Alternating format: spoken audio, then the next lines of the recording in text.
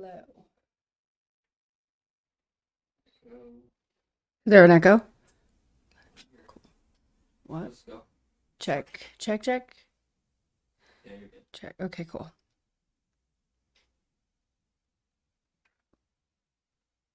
Hi, Melissa. Grateful that you're here as well. Oh, Go ahead and check. Mic check. Am I okay? Okay. My voice is out though, so it will probably be rough today. Hello all. Hi, Michelle. Welcome. Okay. So, since last week, I changed internet service providers. Oh yeah, So, we did. He did it hopefully- the next day. did it the next day. Yeah. So hopefully we don't have the same issues. Hi, 'Cause that was Sarah. getting really annoying, and I'm so sorry for that. That was Yeah. almost unlistenable. Oh yeah, we watched So it. let and it me was know. bad. Yeah. Let me know how today goes. But anyways, I hope you guys all had Merry Christmas, Happy Holiday Season. If that's what you guys celebrate.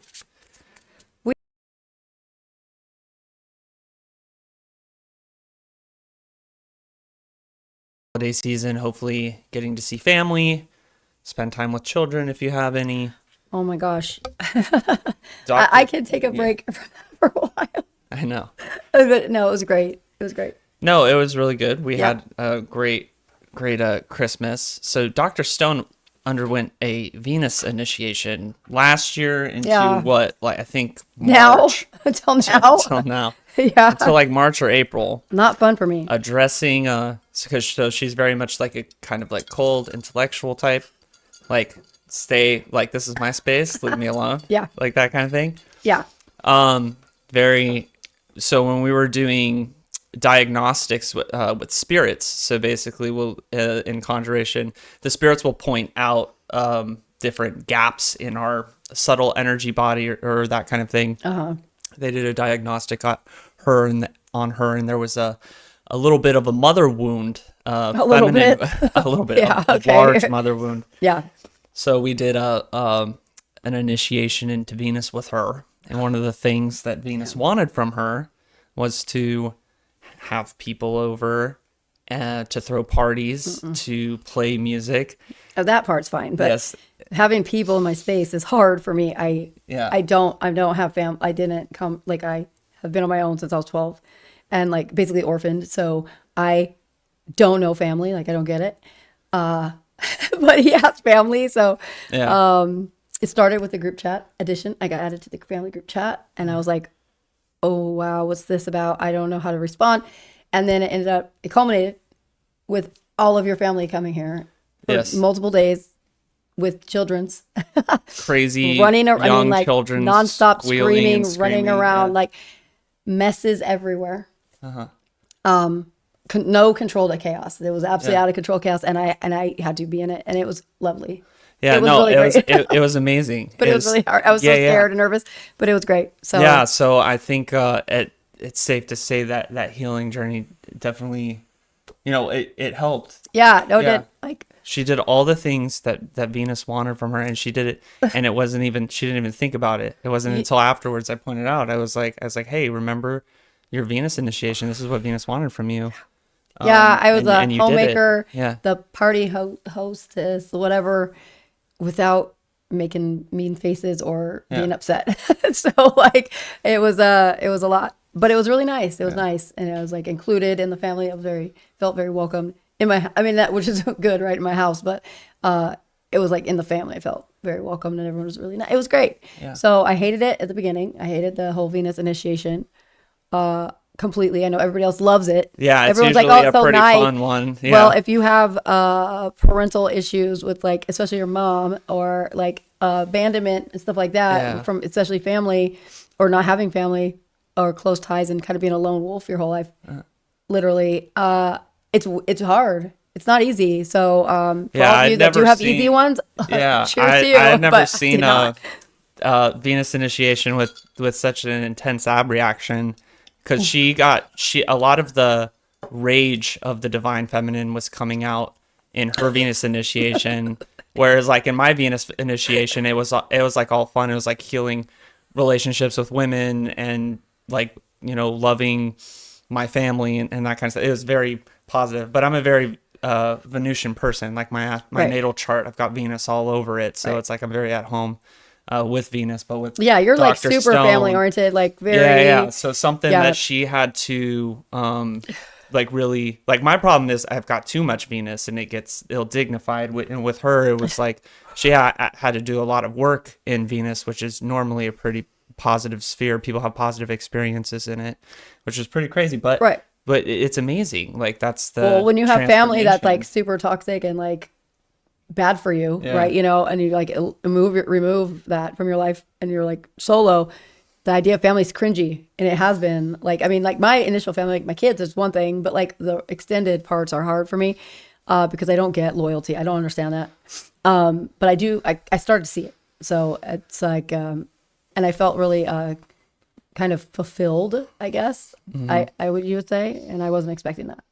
Yeah, so it's interesting because it's like there's these spheres, like when we're working with the planets in this kind of initiatory sense where we're addressing different aspects of ourselves. You know, Dr. Stone, she went a large part of her life thinking that, you know, all the Venus stuff she didn't really need because she had like lived a life and she had built a life where she didn't need that and she felt fine with not needing it. But when we address these different aspects of ourselves that maybe are lacking, we realize that we're adding a whole new dimension to our lives that we didn't know existed before. Or we right? needed. Yeah, Yeah. that we needed. Like I had the same experience with Mars. I'm usually not a very aggressive, competitive person, and my Mars initiation really brought me into this like missing dimension of my personhood.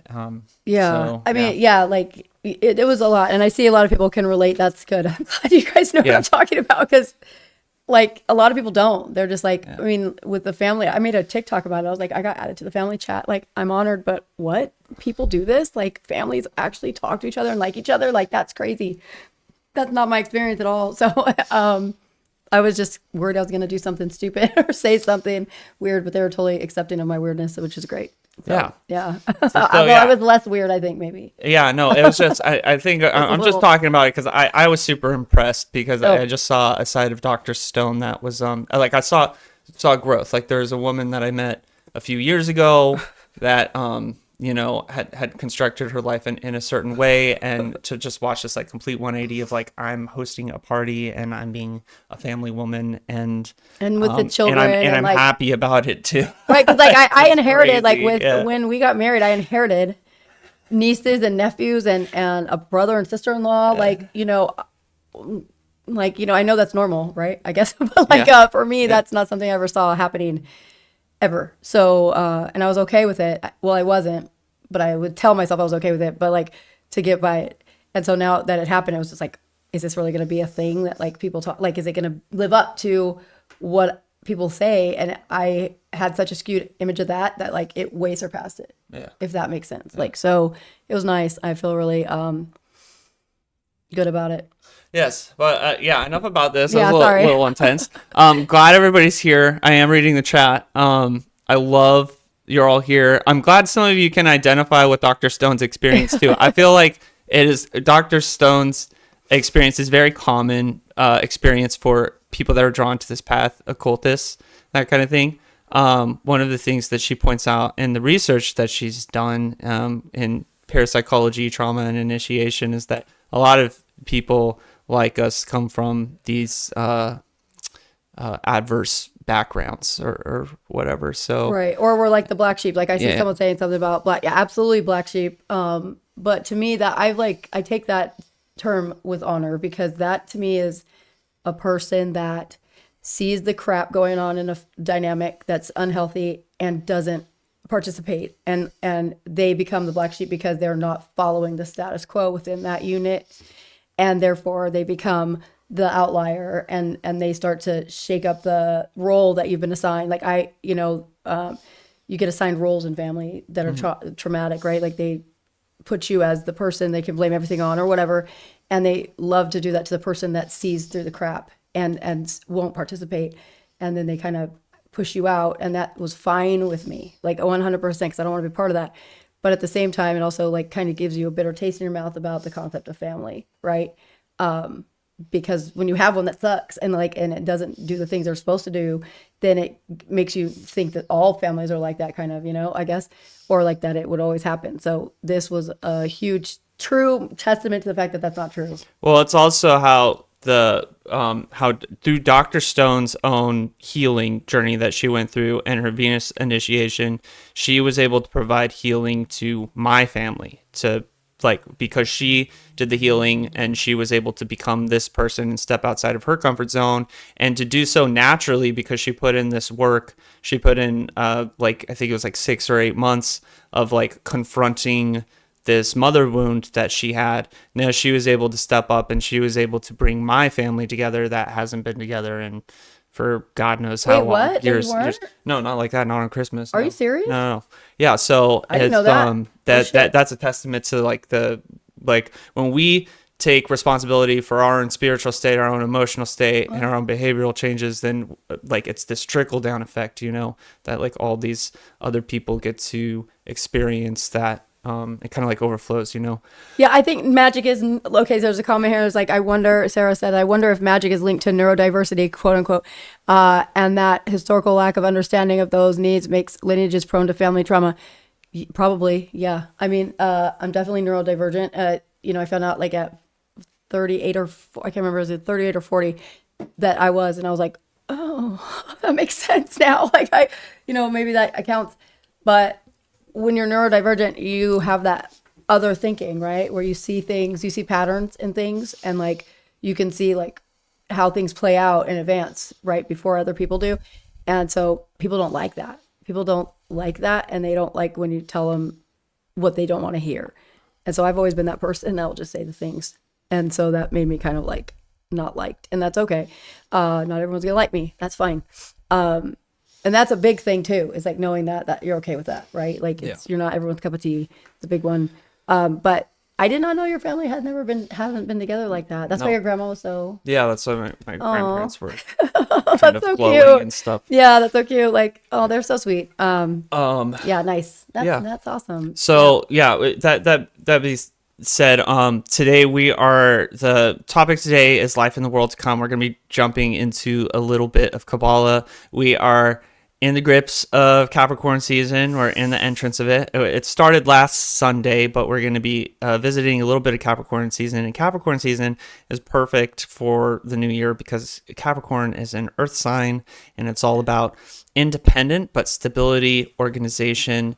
It's setting yourself up for success. And this is my favorite part of magic. It's the material stuff. I do magic because I like to make things happen in the real world. That's why I like magic. That's the only magic I did before I met you. Actually, only that. We spent a lot of time in Scorpio season and Sagittarius dealing with like some dark mysticism and that kind of stuff. And now we're getting to the new year and it's like, all right, like let's get practical. Let's set ourselves up for success magically. So we're life in the world to come.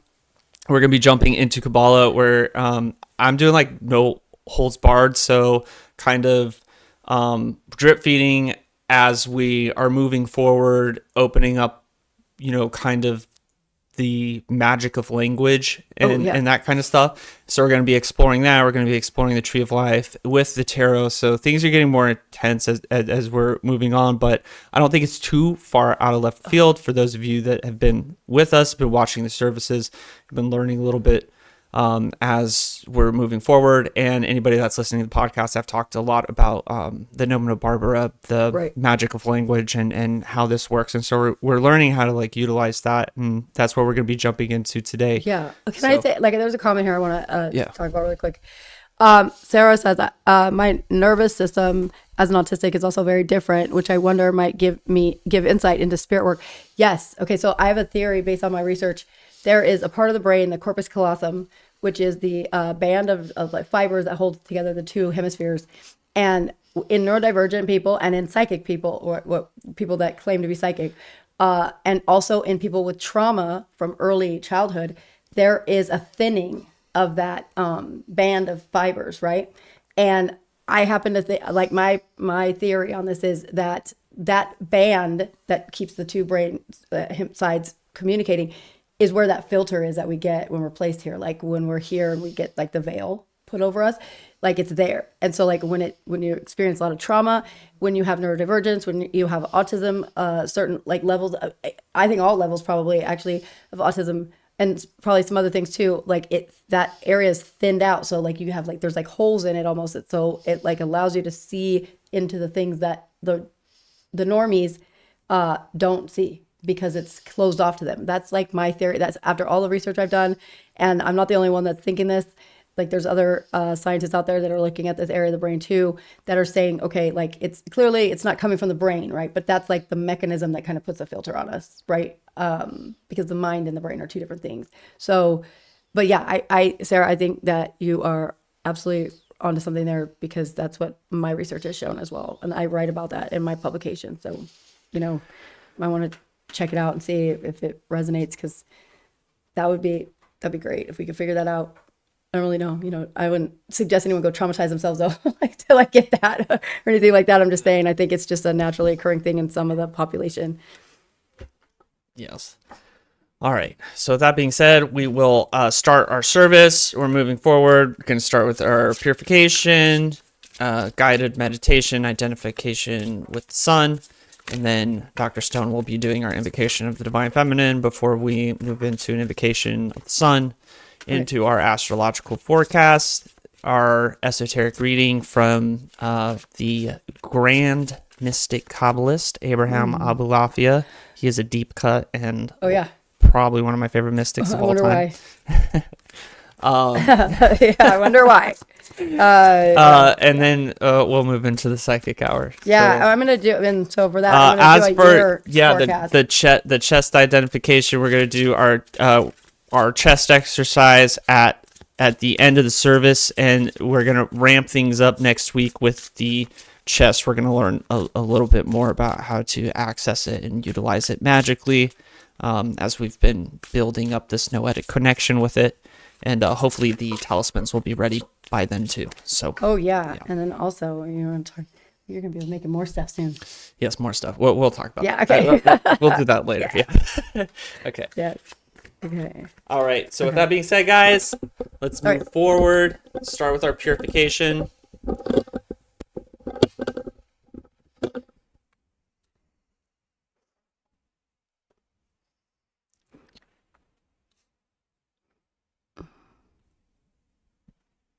All right, we're using myrrh as our purifying incense. You can use Palo Santo or white sage.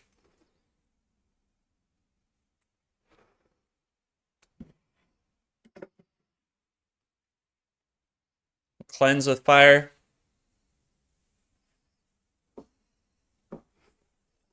Burn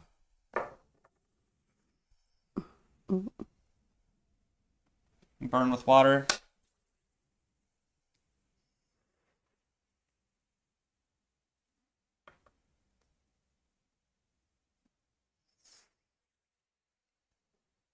Make sure to hit all your subtle energy centers.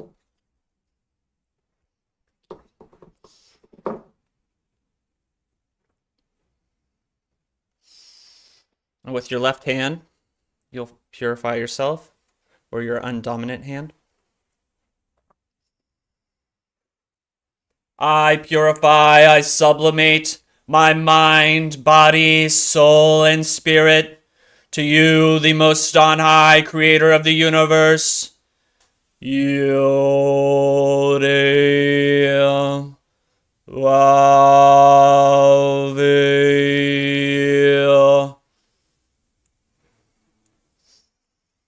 I purify, sublimate, I consecrate your mind, body, spirit, and soul to the most on high master of the universe, creator of all. Eshir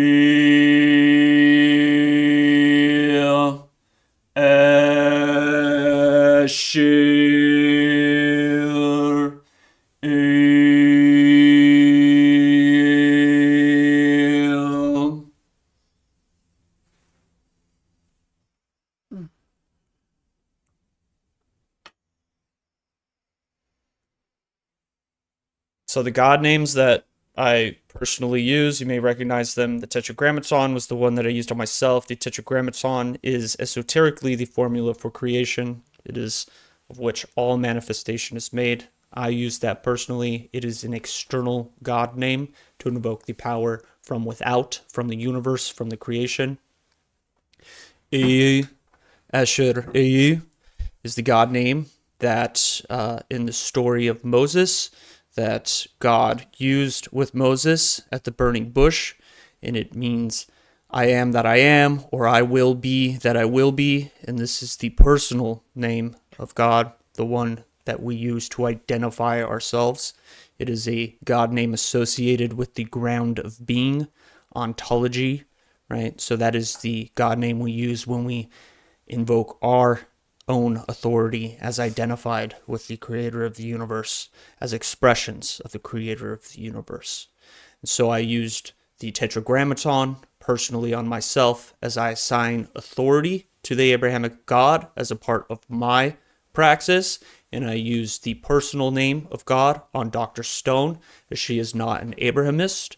In this way, I'm invoking the ground of being for her. Whatever makes sense for your practice, you may move forward with. However, we use the AA, Asher AA, when dealing with spirits in order to identify ourselves with the highest power, as we are basically calling ourselves God because we are conscious beings. All right, now we are going to begin our clearing, our prana meditation, right? So alternate nostril breathing, you're going to take men, you will take your left hand. Women, you will take your right hand. You're going to take the ring finger. And with men, you will place the ring finger on your right nostril. For women, you will place the ring finger on your left nostril. You will inhale, and as you're inhaling, visualize yourself inhaling the incense, and just moving through the nostril to the back of your eye, down through your spine to your genitals, and then curving up in a central pillar up through the top of your head. And you are going to exhale, switch hands, and as you are exhaling, you are imagining dross come out of these same channels. It's a black sludge coming out of the other nostril. So we're going to inhale.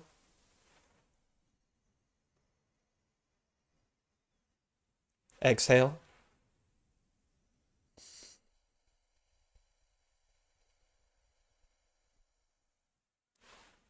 Inhale.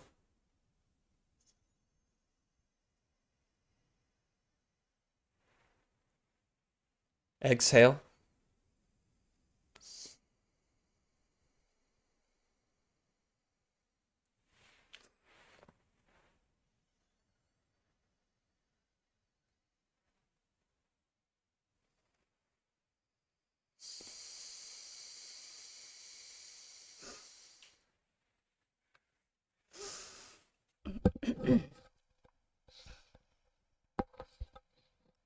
All right. From here, we'll begin our guided meditation, our identification with the sun. This is a guided hypnosis session. You may accept this. If you accept it, it'll be easier for you to enter into the state of trance. However, you do not need to accept this.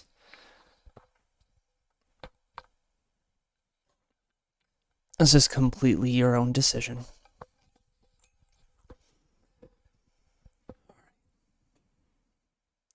We're going to lean back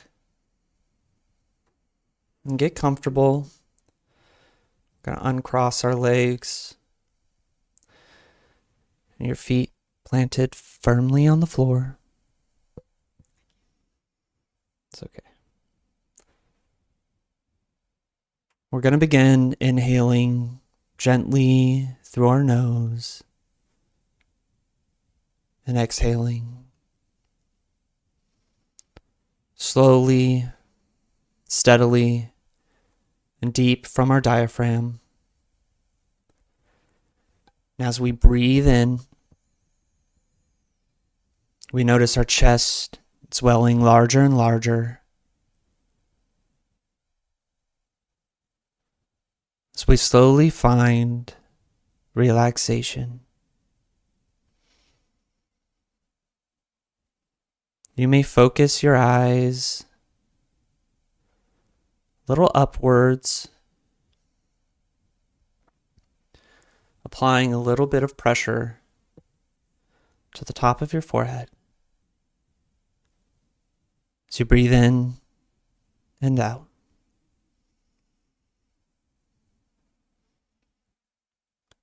And you're going to notice a sensation at the top of your head. It may be a tingling sensation, it may be a warm sensation, but whatever it is, you can definitely feel it.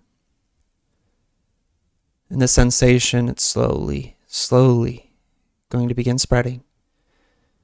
As you breathe in and out, and your eyes are focused.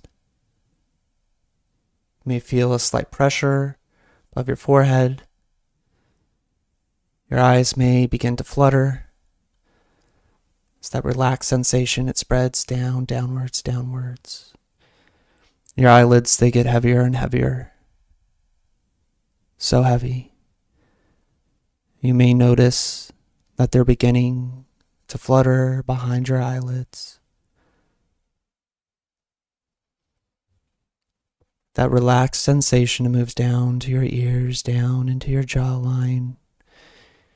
And once it hits your jaw, you feel the tension release.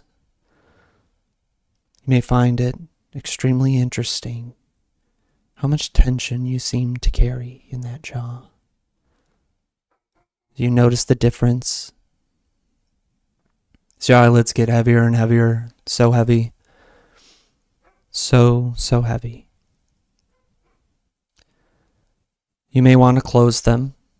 That is perfectly fine.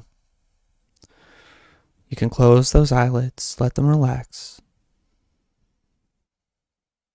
It's that progressive relaxation. It moves down to your shoulders, down to your chest as you breathe deeply in and out.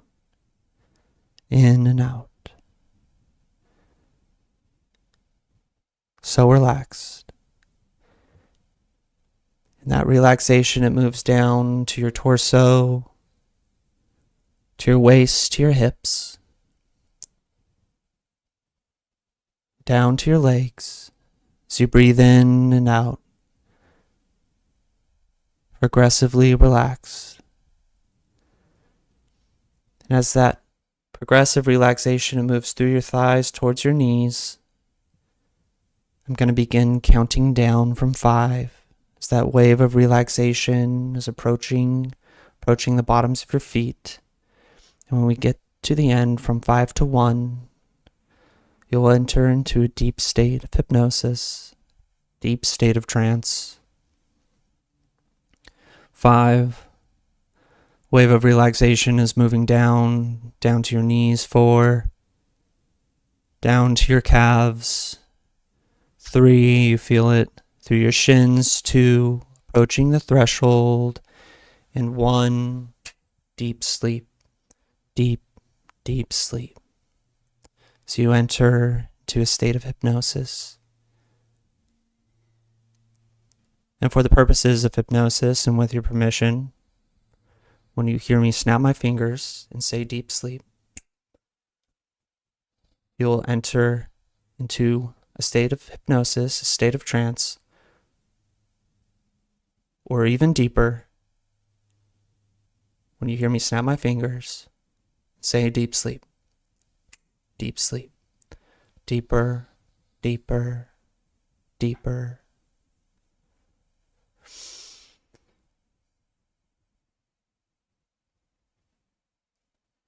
Notice how comfortable you feel, how relaxed you feel. You're safe here. You are in control. It's your mind, your body. And you may notice a radiant warmth above the top of your head.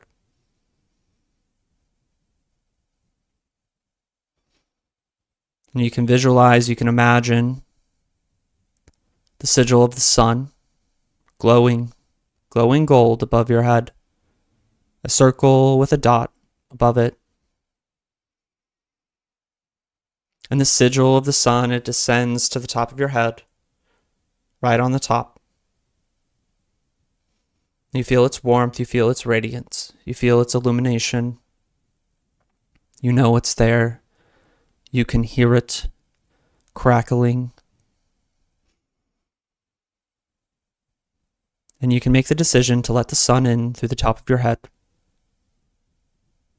to open up that channel and allow the sun to pour liquid, hot gold in through the top of your head, down into your brain, your mind, that cavity in your head.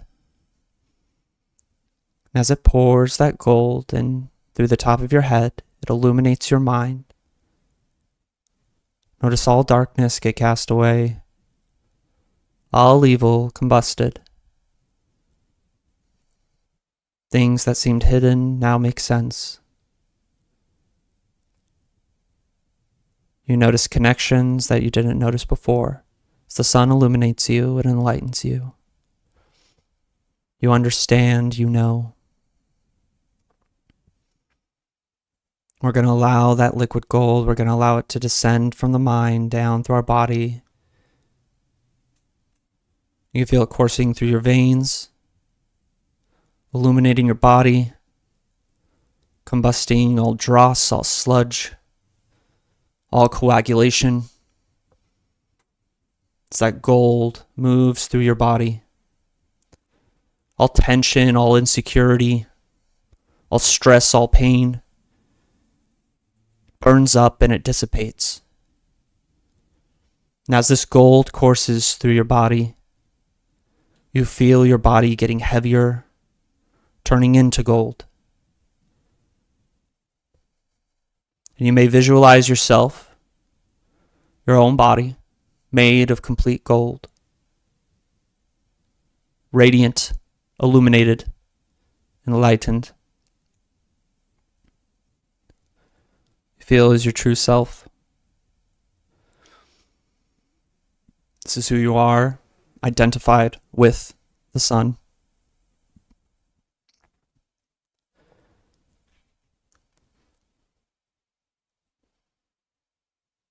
We're going to let this golden body imprint deep on our subconscious mind, so deep.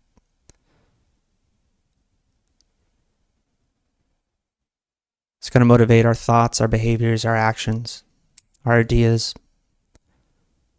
So we are completely identified with the sun, with gold, our subtle body, our subconscious body.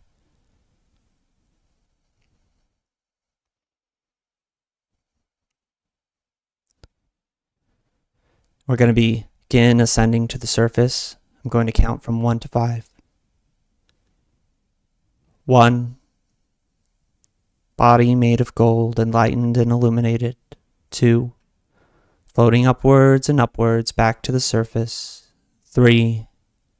Feeling relaxed, refreshed, calm, illuminated. 4. Identified with soul, with the sun. 5. Eyes open, wide awake. Eyes open, wide awake. Welcome back. Dang. Okay. That one got me. That one got you? Yep. That's good. I guess. Why? That was, I don't know. Got really hot. You got really hot? Yeah. Yeah. I gotta draw what I saw later. That's good. That's when I do my planetary stuff. I know it's working when I can feel the temperatures in my body, Right. the temperatures of the planets. Yeah. Like if I'm working with Saturn, like if I'm really identified with him, I will feel like bone cold. And I'm like, okay. Yeah, no, like I just got really hot. Yeah. That was crazy. Okay. Sorry, my collecting myself here. Guided relaxation video sometimes. It's always great. Thank you so Hey. much. Okay, Sam. I'm definitely getting on the planetary identifications. Those are ones that I use in my own rituals, like what we just walked through. That's what I do before I start a ritual with one of the planets. So I'll do all 7 planets and upload them um, for you guys. Yeah, that was intense. Yeah. Like seriously. I, wow. Yeah, I saw something last night. I saw another creator say you talk to spirits. A good way to be able to distinguish later is to ask them when you encounter them to provide you with a feeling that's significant to them. Mhm. I think that would be interesting. Oh, that's a good idea. Yeah. I like that. Sorry, I just need my. You're fine. Oh,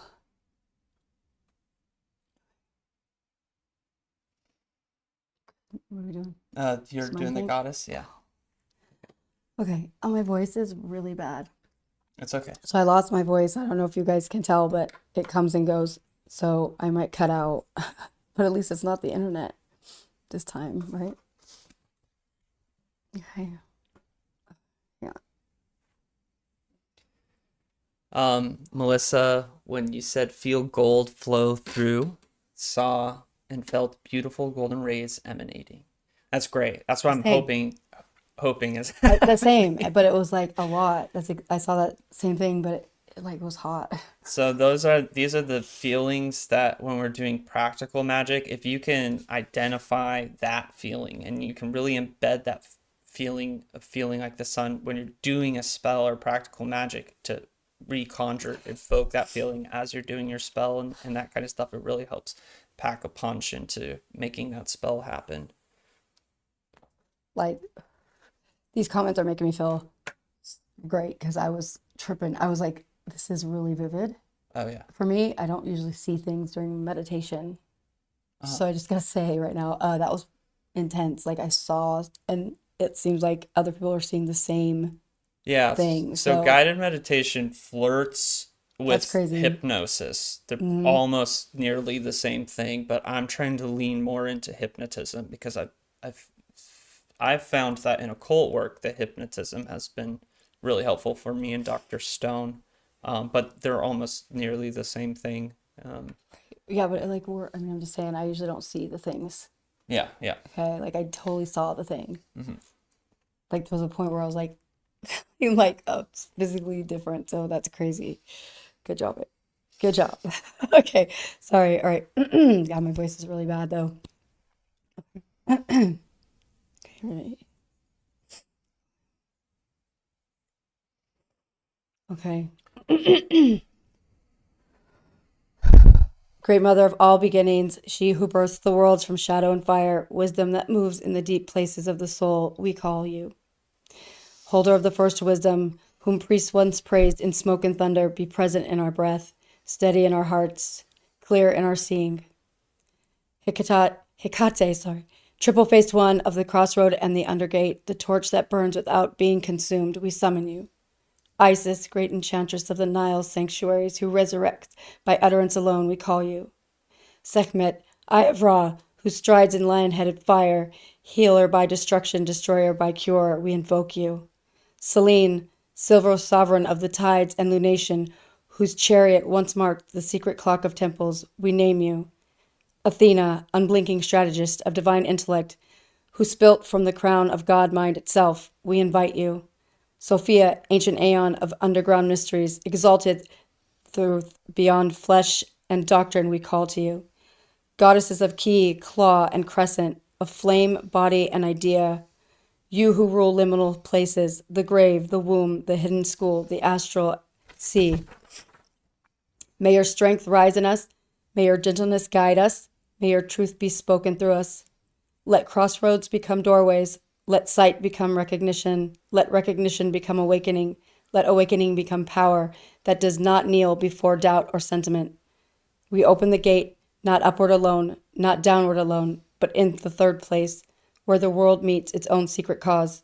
Hear us, witness us, place your current in the breath of our speech, and your fire in the marrow of our intention. Lady of 1,000 names, source of life, bearer of mystery, walk with us now. So it is spoken. So the gate is opened. So it is. Mote it be.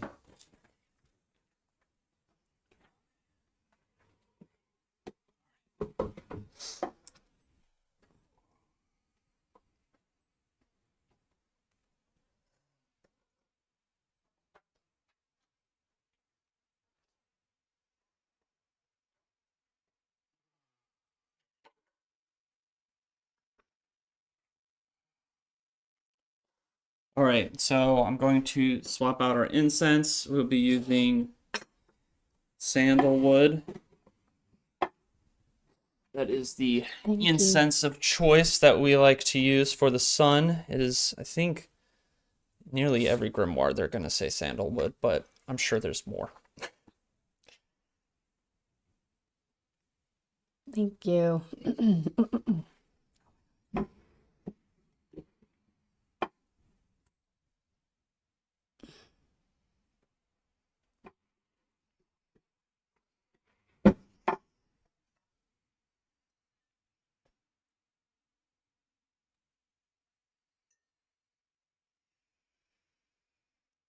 I consecrate this and offer this to you, O soul, under the authority of the Tetragrammaton, Master of the Universe, Creator of all.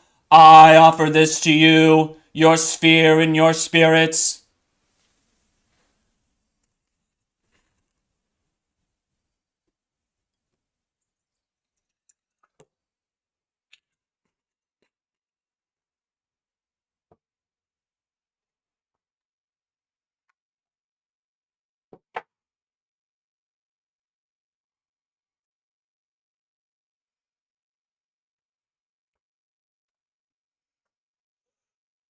O soul, you who are the source of riches, the increase of strength, the honor of life, the source of splendor, and the beginning of all goodness, I entrust my entire will upon you, and with it place myself wholly in your hands. I entreat you on account of any depression, loss, lessening of power, or the diminishing of status.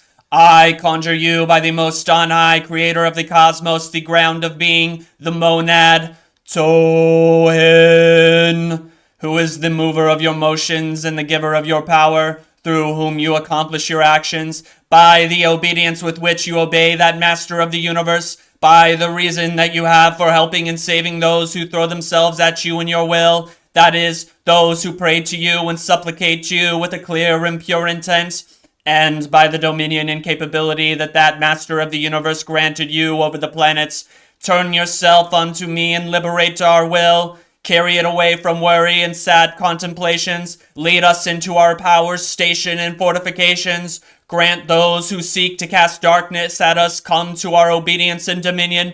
May you deign to grant the power and strength of your splendor and excellence, by which we may find fortune and influence in working upon this material earth. I conjure you by your hidden and concealed noble qualities, by the influence you have in the order of motion, but the influence, power, strength, and the works you govern upon the generation of things in this world, by your piety, which reaches the meek, by your fortune, which reaches the great, by your fidelity and legality, which you have towards Master of all, Creator of the universe, who granted competence to you and beseeching to you, by the ways and paths of the heavens, which have no parallel upon the earth. I conjure you by all your names. Yazimiz.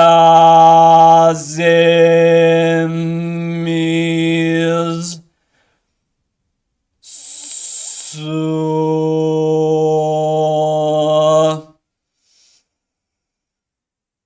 Mahir.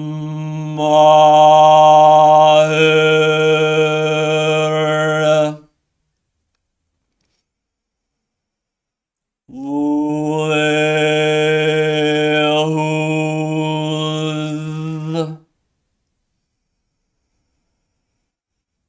Araz.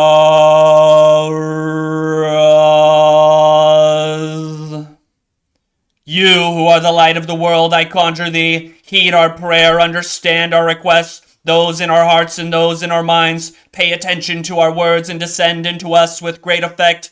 All those with a pure and untarnished will towards you shall have complete identification. You, O great luminary. O soul, great illuminator, great combustor, You who are the light of the world and the light of the heavens. We ask that you continue to guide us, that you guide this service, watch over us, that you continue to illuminate us, bring us together every Sunday, and help us with those intentions we hold in our hearts and in our minds. Help us to be examples of your power here in the material plane, that we may have complete identification with you, O soul. We become as you, like you, and of you. Thank you, soul. Let it be. So it is. Nice. Okay. All Good right. job. That was great. You're getting really, I like that reverberation of your voice when you're doing that. Very It's a lot powerful. easier. So if you guys are gonna do the reverb stuff at home, if you're like sitting in a meditative position, and you have that crunch on your diaphragm, you can get it like the Buddhist monks, where it's got this kind of harmonic thing to it. It's harder when you're standing to do it, but Yeah. I think yeah. when it's when you get that harmonic end to it, where it sounds like monks in a monastery in China or something, that's when you start noticing this like buzzing in your head. It Yeah, really takes you to the next level. It does. It's Yeah. very in-house. Next, hearing that Yeah. live, it's definitely a thing. Like it feels a certain way. I don't know how to say. It's really good. Welcome, Heather. Nice to see Hi, you. Heather. All right, so let's get to the astrological forecast. As I said, we entered into Capricorn season. Now, today we're starting off. There is a bad aspect. We're having the moon with Jupiter. The moon's going to be causing some problems this week. Today it's starting with our square with Jupiter, but once we move into, I think once we get into Friday night, the moon's going to be square with Saturn. The moon is the most important planet in the sky when we are doing practical magic. All the powers of the heavens and of the cosmos, they all go through the moon. If you're thinking of the moon like a refractory mirror on a laser, it's what creates the power that zaps stuff. That's why when you're dealing with like witchcraft and that kind of thing, you can usually get away with just working with the moon. You don't have to work with the other planets. Moon is incredibly important for magic. So we're going to notice tonight and on Friday night, the moon's going to be in bad aspect. I'm going to be avoiding any spells those nights. However, the big thing, we talked about it last Sunday, that the sun was acting as this kind of like charioteer that was on the chariot that both the horses were going to be Venus and Mars. Well, now they are in complete conjunction, so we have an androgen, right? So the sun is not just acting as the thing that's pulling Mars and Venus together, but now Mars and Venus are actually together in this conjunction. So this is happening for the rest of the week. I think Thursday might be a good night. I know some people, somebody earlier this week wanted to work on Thursday night with this kind of conjunction. I'm going to give that my stamp of approval. However, tomorrow night is going to be a great night to do magic Tuesday night is going to be a great night to do magic because that is Mars day and he's in this conjunction. So if you're going to do any kind of like,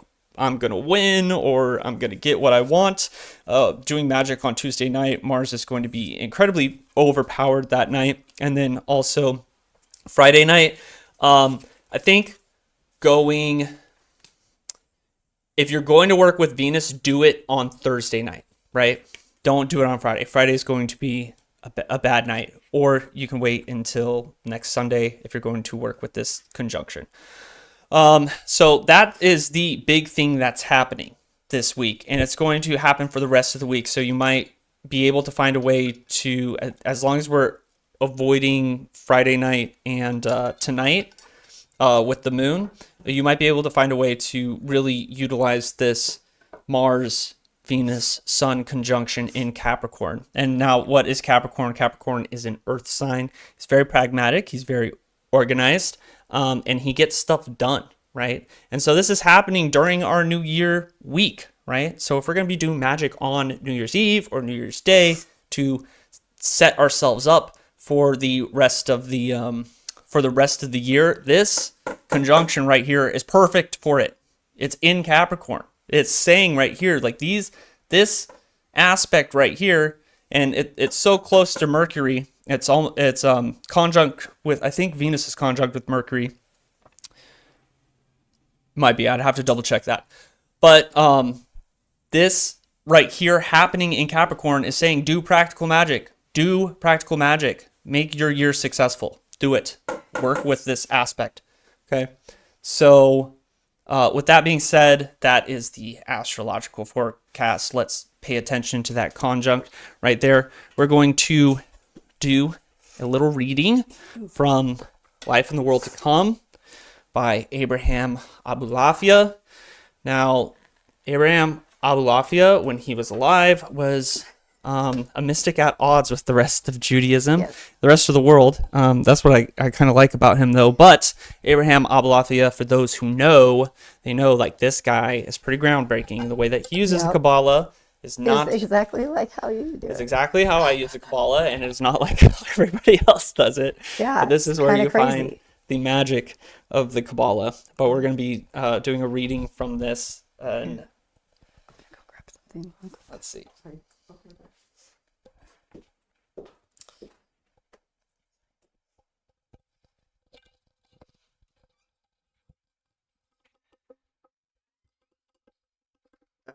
We'll get into the psychic hour in a little bit. Heather, I see you. I've beef with the moon. Sorry, Sarah.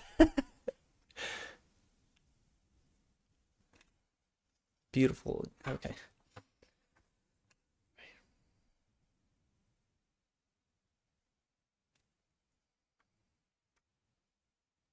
Okay.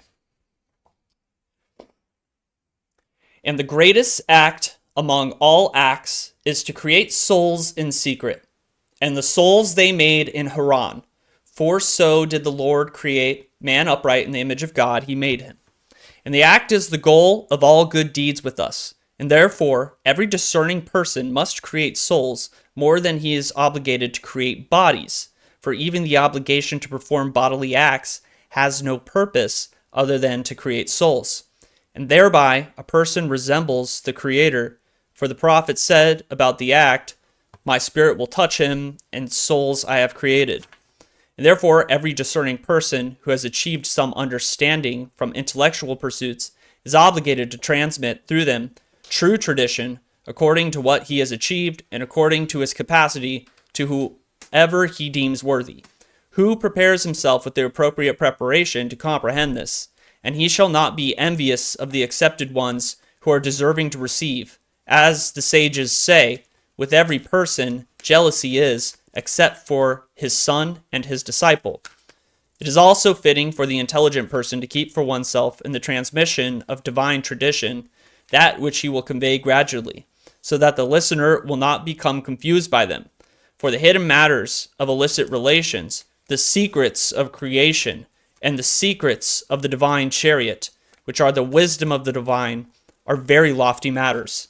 And indeed, the secrets of creation are the wisdom of nature, and the secrets of the chariot are the wisdom of God. Both are divine and beyond any knowledge and understanding of human intellect that can grasp them.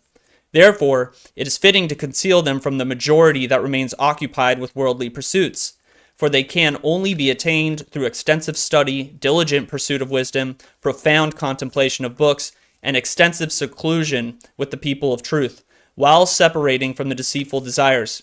And when a person seeks wisdom, it is also appropriate for him to dedicate himself to it, and not abandon it until his death. Instead, he should impart it to others according to his ability, whether in writing or orally. And indeed, the secrets of illicit relationships are matters of the Torah, which the philosophers did not fully comprehend, nor did they call them by his name. But the true and complete Torah has informed us of this matter, and although they also involve physical and material aspects, we have come to know that their secret in detail from the Torah derives from the story of Adam and Eve. They are present in every person as the likeness of matter and form, which are the beginning and foundation of all creation. Similarly, the first man, Adam, is the likeness of form, and Eve, his wife, created from his rib, is the likeness of matter. Regarding her, it is said, this one shall be called woman, for she was taken out of man. And it is not said that she was taken from me. However, When it is said that she was taken from man, it refers to the notion of someone being born of man. Therefore, it is said of Cain, who was born from the first two beings of the human species, I have acquired a man from the Lord, and it is also written, both sons of Adam and sons of man. All right. So our reading right there, we're talking about Adam and Eve, basically talking about the formula for creation. So the most important thing that we're going to start, why I got directed towards this, is Abraham Abulafia is basically saying that the grandest work of the Kabbalist, of the wise man, of the sage, is to create souls. And he specifically says in there, he's not talking about bodies. He's not talking about procreation. He's talking about creating souls, right? And when we understand that the myth or the legend of the golem is the grandest work of the Kabbalist, it is emulating the act of creation. It is when the Kabbalist has unlocked the secrets of Hashem, of the Tetragrammaton, and is able to create souls like God created Adam, right? So Abraham Abulafia is talking about this is what we should be doing. We should be creating these souls. Now, as magicians, we do this all the time, right? When we're making talismans, we're ensouling things. When we creating servitors, when we are working with thought forms, we are kind of doing this proto-creation of souls. Our magic is specifically this emulation. It is the emulation of God creating Adam and Eve. When we create magic, when we ensoul things, when we talk to spirits, which are intelligences, right? So Abraham Abulafia is basically saying that, learning the Kabbalah and mastering the Kabbalah is how we get to this place where we're doing this procreation of souls and not this creation of bodies. This is the most identified we can be with the Creator, with the cosmos, is when we can create souls, when we can ensoul things. This is necessarily what the magician is doing. This is necessarily what the Kabbalist is doing, the grand Kabbalist, this brand of Kabbalist, right? So one of the other things that we want to point out here is the secrets of the divine chariot from the name. It says the secrets of creation are the wisdom of nature, right? And what is nature? Nature is the material plane, right? And the secrets of creation. He goes in the next part, he says, the secrets of the chariot are the wisdom of God, which is the creator of nature, right? So there's this stacked thing that is happening here.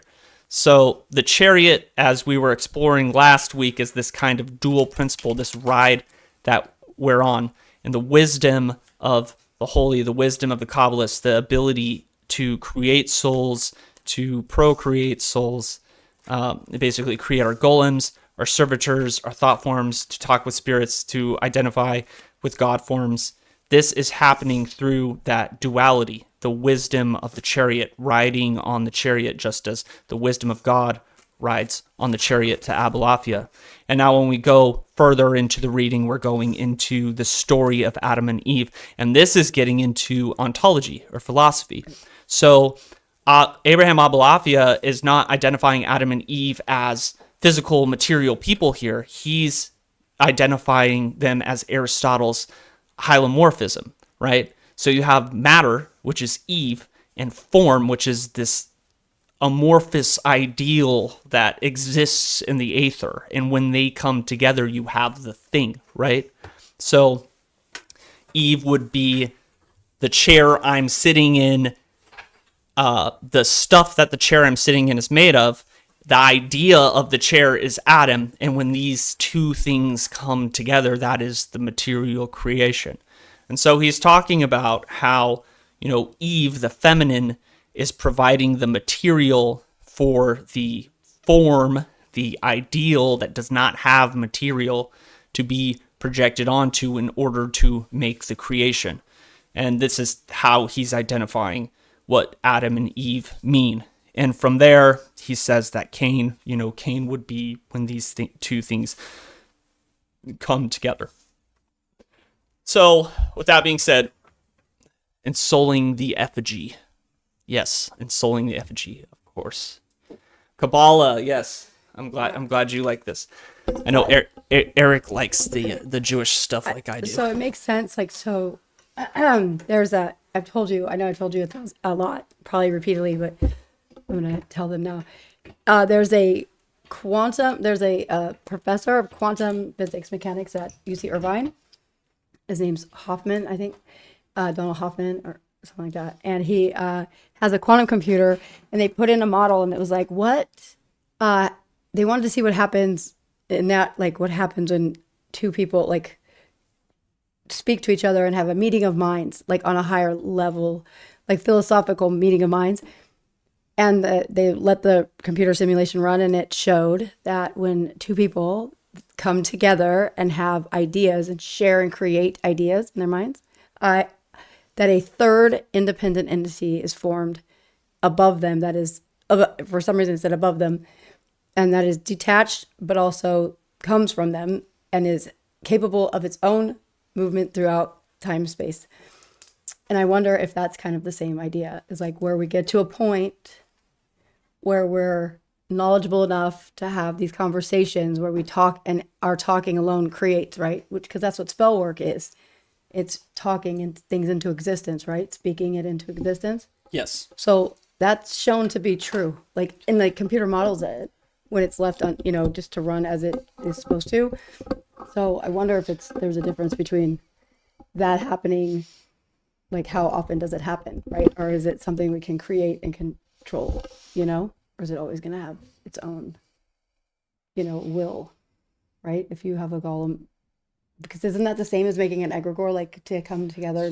So this is what, in my study of Abu Lafia's golem looks a lot like a subtle light body, a tantric light body, Golden Dawn light body.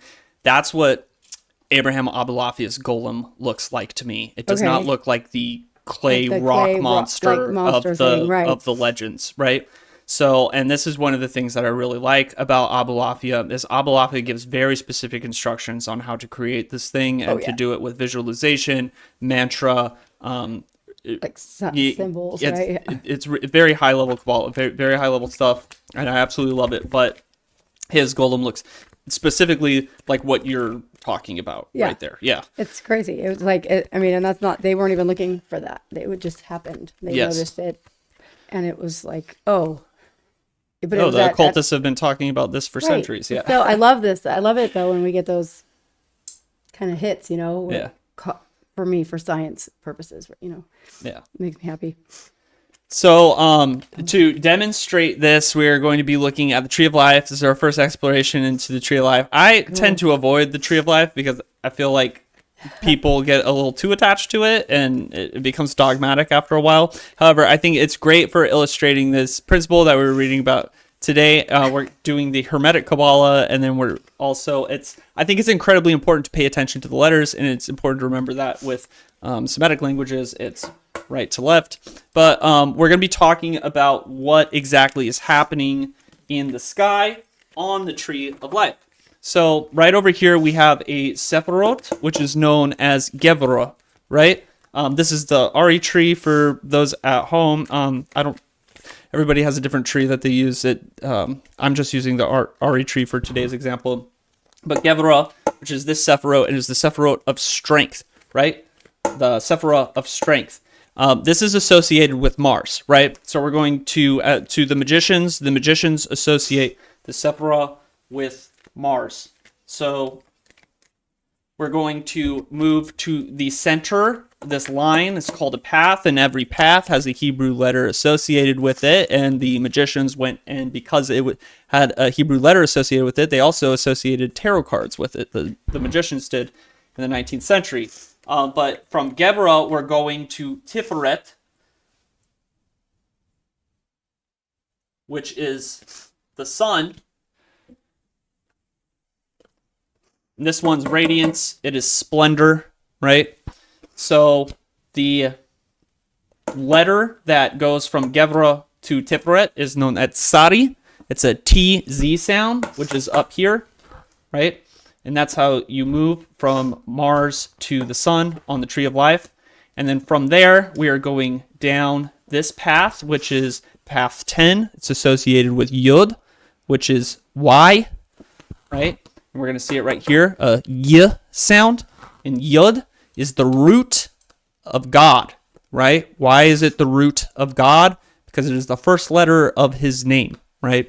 So Yod is on this path right here, but you can think of the beginning of Yod as up here at the very top, before the very first emanation of God. The top of Yod is up here, right? So this is a very, very powerful letter, and it's moving from Tiferet into Netzach, and Netzach is Venus, right? This one, Netzach, is Hebrew for beauty, right? Beauty, harmony. This is the classical qualities. So if we're moving through what the planets are doing right here, we're going from Sadi, which is the fish hook, right? And this is like was catching us, which is ensnaring us, is moving into the sun, right? This is what's conjunct right now, is moving from Yod into Netzach, which is Venus. And then from there, it is moving to this path to Yesod, which is the moon, right? All things must pass through the moon.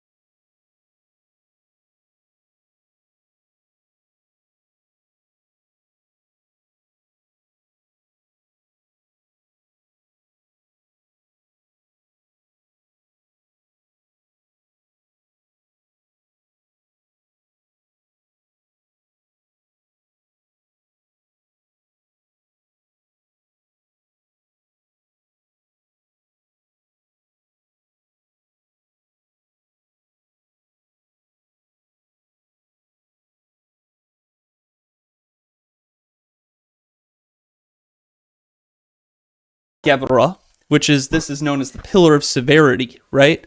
This is the strength of Geburah, but it's associated with Mars. There is a kind of weight of responsibility that comes to it. But moving from there, we are moving into the hermit, right?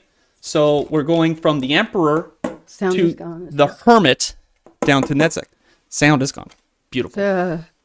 Hang on. What?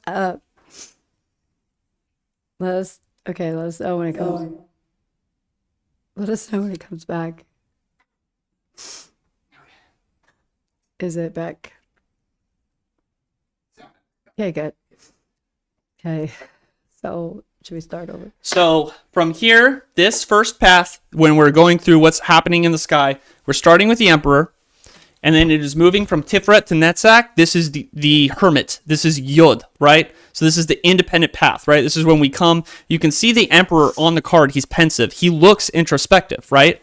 The hermit himself, he goes his own way. Now, one of the things on this card, you can't really see it on the screen, but this card, the hermit, has Cerberus with him, right? And who is Cerberus? Cerberus guards the river of Styx in the in the underworld, right? The Cerberus is he looks scary, but he's actually a companion. And the loyalty, the dog in the Fool card, it ties back to this Cerberus kind of thing. The loyalty of the dog is this companion through the death. It is the shadow companion, the guide through the river of Styx. And you see the hermit, he is descending into the underworld, right? This is what is happening as Tiferet goes into Netzach, into Venus. Tiferet, the golden light of the sun, gets broken up into the colors of the rainbow, the harmony of creation in Netzach, in Venus. This is the beauty, but it is the descent into the underworld. That is what's happening on this journey. Right. Now, from there, from Venus into Yesod,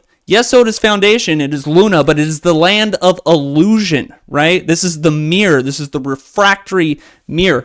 And this letter right here is Nun. This is the death card, right? But what do we know as esotericists about the death card? The death card is the veil, right? And that is what the Nun means in Hebrew, the N sound, Nun. It means the veil, right? The veil of Maya, the veil of illusion.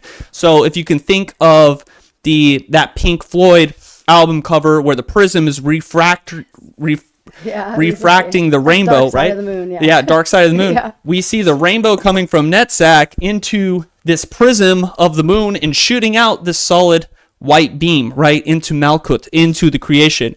And what is this light beam? It is the universe. It is the Tav. It is the last letter of the Hebrew alphabet. And this is what is happening in our sky right now, astrologically speaking. You have this chain of manifestation. And this is what I talk about on the podcast. This is what I'm talking to you guys about on the live stream all the time, that the letters are daisy chains of microspells, right? So if we assemble this, we get Tsadi, Yod, Nun, Tav. There, this is an abracadabra we can use to emulate this process when we are trying to manifest stuff, right? Yep.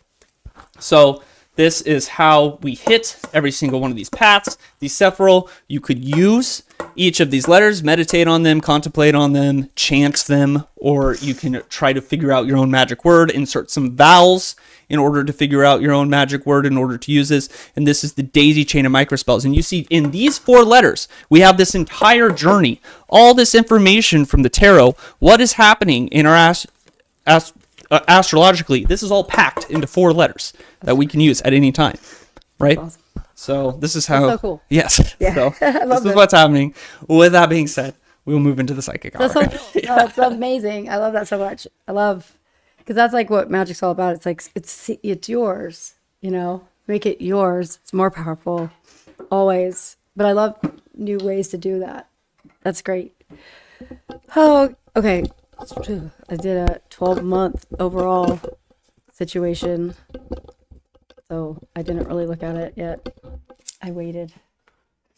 We'll see what it says. And Heather, I saw your question, and I will look into it for you. Okay. That was great. I have them on. That's great. I love that. That's so cool. And so, like, everybody can be using the same 4 letters, but adding their own vowels or whatever to make it different for everybody. Yes, so the Semitic languages don't, at least in their original, they'll have little, like, marks, like accents that indicate which vowels are supposed to go to when it's written. But when you look at, like, the ancient, those marks aren't there. And so what makes the Semitic languages so awesome for doing magic is the vowels are implied. And so if you basically, so one of the things is I use an A sound when I am trying to draw the spirit out of something. Will use the O sound when I am trying to project something. So if I'm doing a za, I'm drawing the spirit out. If I'm trying to project into something, like let's say I'm trying to charge a talisman, I will use, okay, I want the power of Mars going into the talisman. So like that, right? And so you figure out these kind of like vowel sounds in your own little magic words, and you have these daisy chains of microspells that are happening, and this is kind of the magic of language and the power of language, right? And so then the other letters that I've been giving you, these are known as the talismanic alphabets, and these are the letters that you implant onto something or visualize something when you're dealing with a specific energy. So cool. I love that. I love it. It's so cool. Like, I don't know, like, I would never have learned that that way if you didn't teach me that. This is this is so this cool. Is how the magic of language is very awesome, beautiful stuff. But it goes all the way back to Egypt. This is how the Egyptians treated language. When you're looking at the original Middle Eastern, Near Eastern, North African magic. When you're dealing with those magic words, you'll see in the Nomina Barbara and the PGM, this is what's happening in those, right? Yeah. And the scholars and the academics, they don't know this because they're not practitioners. So they'll just be like, oh, these are just made up words, right? But we, as magicians, know what's happening, right? Like abracadabra is actually a magic word. Like it really is. It's old as hell, right? Like really, really old. Comes from this. Right? Yes, it comes from this, yeah. But it got bastardized, like, and overused. Yeah. But that's the thing. That's why it's important to make it your own, right? Because then there's less of a chance of it becoming less powerful. I feel like it's more powerful the less people know about it. The magic of language is when you, as a magician, start getting into a place where you are assigning your own magical meanings to the letters, and you are developing your own personal alphabets. Like that kind of stuff. That's when you're getting to a place in your magic where you are saying magic words and things are happening, right? But it's definitely correlated to how many layers of associations you can set up to it. So it takes a lot of study in order to get to that place, a lot of experience. If you're just walking out of the gate and just making up words, it's not going to work as much as if you're 10 years down the line and you've got like 10 different symbol sets assigned to the letter A, right? Yeah, that's so cool. I mean, Pink Floyd. Like, thank you for the Pink Floyd reference, by the way. Yes, I love them so much. All my tattoos are Pink Floyd.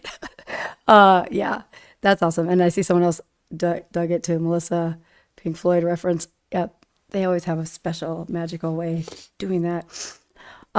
That's so cool though. Like, never. First of all, that comment. Abammon giving his wizard secrets. We are so blessed to have your podcast. Yeah, I agree. I never, like 5 years ago, you tell me I'd be married to a wizard. Okay, that can make magic words. I'd be like, okay. It's so right. It's so weird awesome to me because it's like I don't really see many people talking about that kind of stuff. I don't either. It's really it's deep. So there are people that do talk about it, but it's like so few. It's few dry, far behind. But it's dry, and they're not like necessarily using it. They just know maybe about it from study, but not actually implementing it. Right? Yeah. I know. Like the Nomina Barbara gets talked about a lot, but not in practical application. Just that, like, it's this kind of historical curiosity. I feel like, but not even because I don't even know how you knew about it, because when you told me about it and I went to research it, I couldn't find anything at first. Like, it took a lot of searching to find it. And it was very obscure. I don't feel like it's that common. At least back 2 years ago, it wasn't. Maybe it is now. Mm-hmm. But I ended up having to find it like on Scribed instead of any actual, like other resources, like other papers from people that have published. It was very interesting. And this is why it's important to learn your stuff, like to read, because like you learn this from what? Did you read about this? Like, how did you learn this? Like through practice. Yeah. So this is the part of practice, right? So it's like when you like the thing is like you can read the Nomina Barbara, you can see the Nomina Barbara, like if you're digging around in grimoires, right? But like sit down, like you see those long strings of letters, sit down and chant them, and then it starts unlocking, right? Like that's how I learned how that. I remember it was the Mithras liturgy when that was the first one that I was like chanting the strings of letters in there. Same with the Shir Koma, which is a book of Kabbalah. Chanting the strings of letters, and then all of a sudden it starts unlocking. It's like, oh, this is what's happening, this is what it's doing, and then it's been like a progressive. So I encourage you guys to get into the chanting and get into these strings of letters and utilizing these letters, because it provides a lot of power to how you're using. Yeah, it does. Yeah. Like it really does. Like that's the other thing. It's just like it's crazy because it's not only it's hard to find people that actually practice really serious about it in the way that I am, right? But then to have people that are actually doing it and like at the level you do, and then can teach it is so helpful. And I agree with that comment. Well, it works. It also works. It doesn't have to be Hebrew. You could do it with Arabic. You can do it with Greek. I've never done it with the runic alphabet, but from what I understand, you probably can use the rune if you're more Northern European, that kind of stuff. Yeah. But even if that's the case, like always, I like branch out and read the other stuff. Like learn about the other stuff, because I'm telling you, I've had this theory since I was a little kid, and I swear I think I'm right. I know I'm right. That all the religions, like all the cultures, don't have all the answers, but every one of them has one little piece. Like, and Yes. if we can like learn as much as we can about each other, as a people, right, and the customs and practices and like beliefs we have, then we're far more likely to get to the understanding that we're all striving for, right? Like, so I would say, like, if you're comfortable with it, like, do what's comfortable, but then don't just stop there. Keep branching out, right? Like, I mean, that just makes sense to me personally. I don't know. Yes. Okay, so I have my first 6 months up on here. So I'm going to just go over briefly. Like, this can apply to all or none of you, and just be for someone watching it randomly. But it looks pretty interesting, actually, so far. So good. Oh, yeah. See, Heather. Okay, so we got Melissa, Heather. Ask questions, read those. So, first month of getting into the new year, we have 8 of Cups. So, some of you might be feeling like I'm going to take off from what I've been doing. Like, maybe what I've been doing for a while has been working, but no more. So, I feel like there's something else better off out there. I'm going to leave what I have. But it doesn't look really easy because it's like you got, I don't know. I feel like this might be specific for somebody, but feels like you have like made a life and you have all the things that other people would say, are the things you should have. Like you have it all. You have the things, the house, the family, whatever it is that you value, but yet you still feel unfulfilled. Some of us might be feeling a little like there's more out there. So that could be like a struggle at the start of the new year. That makes sense. But going in the next month, February looks like it's a good month financially. 9 of Pentacles here. So, because it'll be tax return. Yeah, dude. You do your taxes and Okay, yeah. manifest that 9 of Pentacles. I was like, why is it about money? Okay, Yeah. I totally forgot. Okay. Then after that, okay, so that's March is the star. So it looks like things looking up, good omens, things happening, opening up for you. Then that's March. April is the 2 of Pentacles. So now juggling stuff, right? Normal life stuff. 2 of Cups is May. So in May Day. Okay, so like we're Beltane on Beltane. May 1st. Yeah. So I love that you're born on a holiday. 2 of Cups. So there could be a new partnership, new love, new connection going on for some of you guys, or finding something that you're just really in love with doing, right? Like it doesn't have to always be a relationship situation. And then it's Queen of Wands for June. For June. Yeah. Queen of Wands is great. So this is, getting all the things that you need, building for yourself, making sure you have everything and being very well received, outward facing, well received.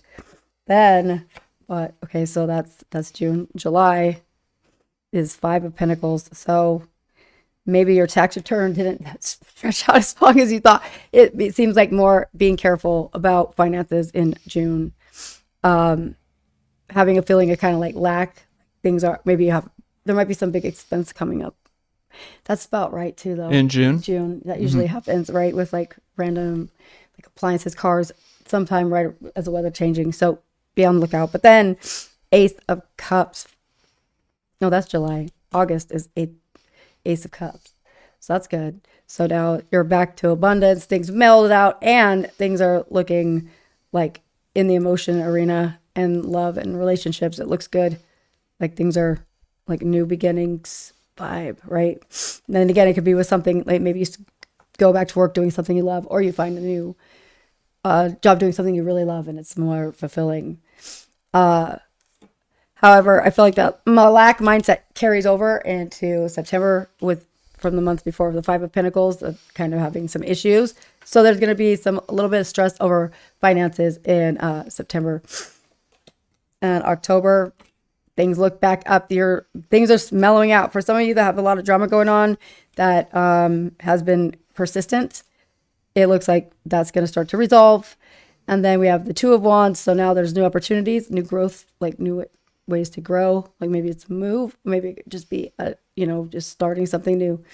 And then the 2 of Swords rounds out the year. So The Two of Swords is having to kind of don't make a decision. Don't make a decision yet because you don't have enough information.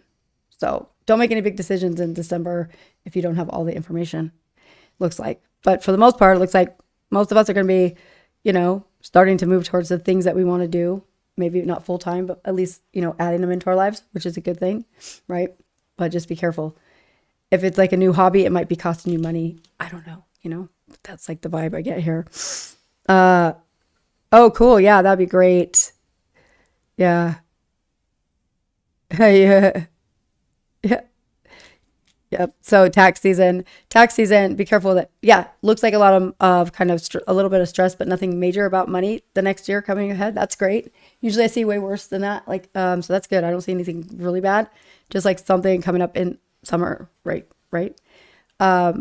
And then, but just some insecurities about finances or stability, it's finance related. Other than that, looks like love department's good. Nothing catastrophic. And it's about the overall message I'm getting here is that we're all going to be really focusing on trying to bring things that we're enjoying into our lives rather than just going through the motions, right? And that could cause some financial strain, maybe, because maybe our new thing that we like costs money. Maybe. Gotta spend money to make money, baby. Maybe, or maybe it just takes time, so we're not doing as much other work to make money. You know what I mean? But it's not detrimental, and it actually looks like it pays off at the end. So, that's like the vibe. That's a good vibe for a new year. I usually don't. Actually, I can't think of one time I've seen one positive like that. Really? Yeah. I think things are looking up. Me too. So it is. It is. Yeah. No, we don't talk. There's no option. Yeah. It is. That's it. That is what it is. I think the world's healing. I think we're healing right now. My part of it, the world. Yeah. I can only be responsible for what I can control. I'm just excited that old school rave music is cool again. Yes. Yeah. We're gonna do it. Yeah. We're on vacation for a week. That's right the now, number no one kids. sign to me. Plur is back. That means we're healing. Oh my God, are you serious? Yeah, we're a week of no kids right now, so we're gonna do stuff. So let's see. We got questions. Yeah. So Heather's earlier question was about boyfriend cheating. Yeah. Because she had a crazy tarot reading. Is that why you think it? Because somebody told you that in a tarot reading? Can you tell me? Because that's the thing that happens sometimes. People do that. Maybe they saw it. Maybe they didn't. Just let me know. See, I'm gonna use this other deck for Heather. And then I think I saw one. Mote it be. Yeah. Yeah. So I'm currently deep cleaning my apartment, signed up for the Level Up Jason Miller course, and I hear so many good things about Jason Miller. I haven't read any of these books or done any of these courses, but I know I know a lot of people that have, and they usually are very happy with him. So what I showed you the post about. What, Jason Miller? The classes deck. Is that not it though? I don't know. Okay. Miller. Okay. He's very popular right now. Yeah, I know. I remember I showed you a post on Facebook. I was like, hey, look, is this? Okay, maybe it's a different person. Okay. He's friends with Rufus. Yeah, I know. Yeah. That's what I'm saying. Yeah. Okay. That was Heather's own tarot reading. Oh, okay. Uh-oh. Okay. Girl, how do you? Yeah, read you for gotta yourself? listen to yourself. No, I do not read You for gotta myself. trust. Okay, don't do it. Okay. No, I don't. I can't. I'll cheat. I cheat. It's not. I can't do it. See, yeah, I cannot be lie to objective, myself when I do tarot readings on myself. It's See, not good. we do. I like the amount of effort and time I put into a reading for somebody else. I will never do for myself. I won't sit there and contemplate it. I'll just see a card and be like, I don't like it. Oh. Just put it away. Okay, so Heather Ogham does work for this. I didn't recognize the what you said. I just googled it right now. I've actually the grimoire that I work out of with all the magical alphabets. I ran into Ogham in it, and it's really crazy to me because this grimoire is from Iraq in the 10th century, and to have Ogham in this Arabic book in the 10th century was I didn't recognize it. I thought it was the craziest alphabet, and I started asking some of my friends. I was like, what is this, and they pointed me at Ogham. So yeah, Ogham, they do, you can use it magically the way that we've been using it for sure. For Heather, about her man. Mm-hmm. Mm.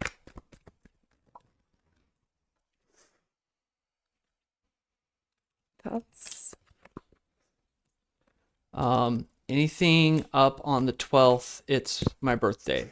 The 12th of this month. Yeah, I'll have to look at my January. my, little. Yeah, she I think she was talking about astrologically. My little astrology app that I made is down today. So Oh, it's down. it's down. Oh. I had to do the predictions old school today. Okay. Oh, okay. Yeah. Okay. So hang on. I gotta do this. Okay. Hi, could you please read Yeah. the Colburn Bible and make an episode of it? If you talk about it, I would like a wizard's perspective on it. It dates back 3,600 years and it has Egyptian and Celtic ties. Now, that is a very interesting intersection. I think that kind of ties into what I was saying about Ogham earlier. That's one of the craziest things about the spread of those alphabets and those alphabets popping up in like the runic and the Ogham and the Celtic alphabets popping up in medieval Arabic caliphate literature, because that's kind of pointing, and they associate them with the Nabateans, which are the Chaldeans, right? Southern Mesopotamians, which is crazy because it starts to point to the idea of the Scythian connection of these people that are from kind of like the Turkey, Caucasus up there, getting into Europe, because you start to see in these old Near Eastern grimoires stuff from Ireland and Germany. And it's like, why is that happening here? You know? That's the cool. Okay, Colburn Bible. Let's look at it. Yeah, definitely. I didn't know that about that. Sorry, I had to get a different deck. That deck was being weird. It's like sticky. Like no cards are coming out. I will investigate this Yeah. for you.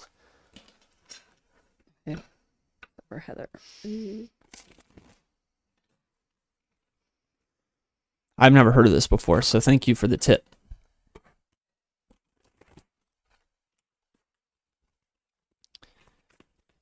For Heather. Ooh, there.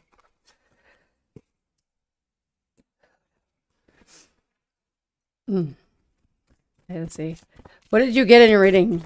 Want to know if Heather. my idea to consensually dream walk into my friend's dreams for fun to prove something will be fruitful. You want to do a reading on that? Yeah. I'm just. I mean, Heather. Okay. I like the I Ching for self divination. I don't have a pendulum or tarot oracle cards though. Yeah, a lot of people don't like the pendulum.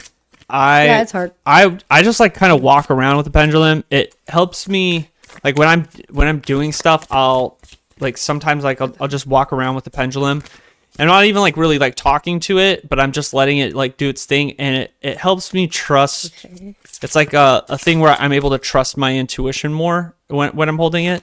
I don't know. It's very weird. It's like stuff will like just start coming to me when I'm holding it, and I'll just start talking.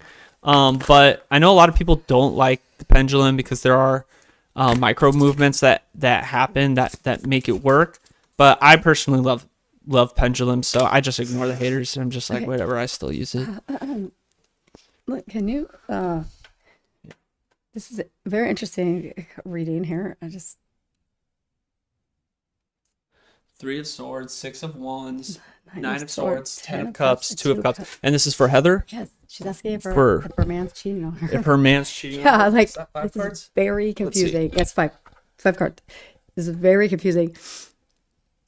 So she did Heather, you need to tell me, like, what did you get for your reading? Because like, why you said you did a reading and it's freaking you out. So what did you because what I did you ask? asked, What's like, the query? is her man cheating? I'd say no. Okay, so this is an internal thing. This is where it's like creating it like in her mind, right? Yeah. Like, yeah. So, okay. So I don't like the Yeah, end's there's the great. Like, yeah, the end's 10 of outside- cups and 2 of cups are right. So, but at the beginning, it's like there's a feeling of betrayal or like hurt for some reason, and but then there's also like a return home. Like, oh, did you say he was? Did you say he's going to? He went somewhere for the holidays. Is that what you said? Like, if that's the case, then are you stressed about? Okay, so did something happen before that? Like, was there a reason? Was he supposed to stay, hang out with you, and like took off? Like, what is that? Why there's a worry? Because I don't see anything negative here, but it just looks like there's something like upset before that. Like before, and then there's like a return home because like Six of Wands is like returning back to where you came from, right? Like, that's what it's about. So can you? So this might just be in your head. Your Seven of Swords right there. The way that I would interpret your Seven of Swords, Heather, is that it's head games, like in your head, right? Mm-hmm. That's kind of Yeah, like look, my card is like, I don't know if you can see, but it's like Three of Swords is, oops, this one's a three. Oh my God, dude, cameras. Okay, this one is a Three of Swords. This one is a person's mind split in half, like split down the middle, like, going back and forth with what if scenarios or like worst case scenario, like, those things that we do. So it might just be, okay, yeah, rough patch. Right. So there's like that feeling of hurt. Then they take off, they leave, and you're just left kind of wondering. I'm not seeing that there's anything bad going on here though. With that, it's more of a connect. You guys need to fix whatever, but I don't see that that's why. Do you know what I mean? Like, does that make sense? Okay. Yeah. He's in LA. I chose not to go because he said something when he was drunk about cheating and having a baby with someone. Wait. Okay. Yeah. Like that happened, or he was gonna do that, or what? Like, what's happening here? Like, because I'm seeing like this is Three of Swords is never a good card, right? At all. Like, it's bad. And then it's like holding your head high or returning home. And then we got this is Nine of Swords, so that's anxiety and stress. Like staying up thinking about it. Right? Yeah, I would be thinking about it too if I heard that. I'd be like, "What do you mean?" But then there's Ten of Cups and Two of Cups, so I'm very it says fulfillment. Yeah, it's fulfillment. The Fool. Yeah. You know not what you get yourself into, Heather. Right? Yeah, you gotta. Yeah, he's in LA. Well, you want me to rough him up for you? No, I'm just kidding. Yeah. I'm just kidding. I'm just kidding. But yeah, no. Hopefully that's just drunk talk. Yeah. Drunks can be mean, or like when you're drunk, people. I like that's why I don't drink like that, because I can say horrible things. Like, yeah, it's not nice. But also, that needs to be worked on. But I don't see anything about a baby. Oh, thank God. I don't see that. I do not see that at all. I see that there's emotional damage needs to be worked on. That's the main thing here. You guys got to come back to a meeting of minds. So Sarah, no. New year. I am excited for Kurikola work. Got empowered and ordered a mantra spinning ring for her. Also looking at getting more Tibetan empowerment soon. That's awesome. I love the Tibetan stuff. It's really useful for what you're doing, or with magic. I like the I Ching. Oh, we already did that one. Yeah. The Colburn alphabet, can you use that too? I'm not familiar with the Colburn alphabet. So one of the things that you normally looking for in magical alphabets is that there's it's strings of vowels interrupted by consonants. So English doesn't work too well for a magical alphabet because it's got the weird like stops in it. German's better, right? Yeah, maybe German might be better. I'd say it's this Anglo-Saxon influence that kind of makes English not the best as a magical alphabet. And then also Latin's a pretty difficult. I don't recommend Latin for using magic language or magic alphabets this way. But the Semitic alphabets work really well, and it's because it has the same kind of thing as Japanese, right? So you know how Japanese, it's like there's like a consonant, vowel, consonant, vowel, consonant, vowel. The Semitic alphabets do the same kind of thing. Greek you can get away with. Greek has a lot of it's close enough to Phoenician, which makes it close enough to Egyptian to where it works magically in that way, right? Right. Yeah. So Heather, I see that, and I'd say like maybe look at the reading and see if you can instead of putting it externally on the situation, see if it's more reflective of what you're feeling inside, and see if it makes sense then. Do you know what I mean? Like sometimes when we ask a question, I notice that the better we are at tarot, actually, the more often we don't get what we're asking. Like, you know, like we'll be like focusing on a question, and we'll get cards, and we'll read them because that's the question. You know, we read them as the answer to the question we asked. But sometimes it's like more of a introspective into our own subconscious that it's trying to show us rather than the answer to the actual question asked, if that makes sense. At least I see that for me. Like, you know, I can, you know what I mean? I can usually tell when it's that, and they get that. Those are the ones that bother me, stick with me, and make me mad. You know what I'm saying? Like, so maybe it might be check and see if that might work too. But also, yeah, like that's not cool. If, you know, it's not cool for someone to talk crap, drunk or not, right? Emma? Like when you're drinking, like you still can't be abusive to other people. So, yeah, boundaries. Definitely. Yeah, that's not an excuse. And even if it's once a year, it's still like it's cyclical. That sucks, right? But like, that's work to be done. Holidays are hard for a lot of people, really especially hard. when you get substances involved. I think that's a large part of what makes holidays shitty for so many people. I think it's like alcohol and money. That's what makes Christmas time shitty. Or political stuff, political views, like people saying random crazy shit, like getting drunk. Yeah, that didn't happen. What? We didn't have any drunk, crazy family stuff, dude. That's great. Wow, we're really grown-ups. Okay, cool. It's awesome. So funny. Yeah, I think it's more like that. You know, it's more like that probably for you. And it's not bad. It's just like, if it seems bad, again, it's not like, I don't think it's literal. Like those kind of readings are more of a metaphorical for just like the emotional state that we're in.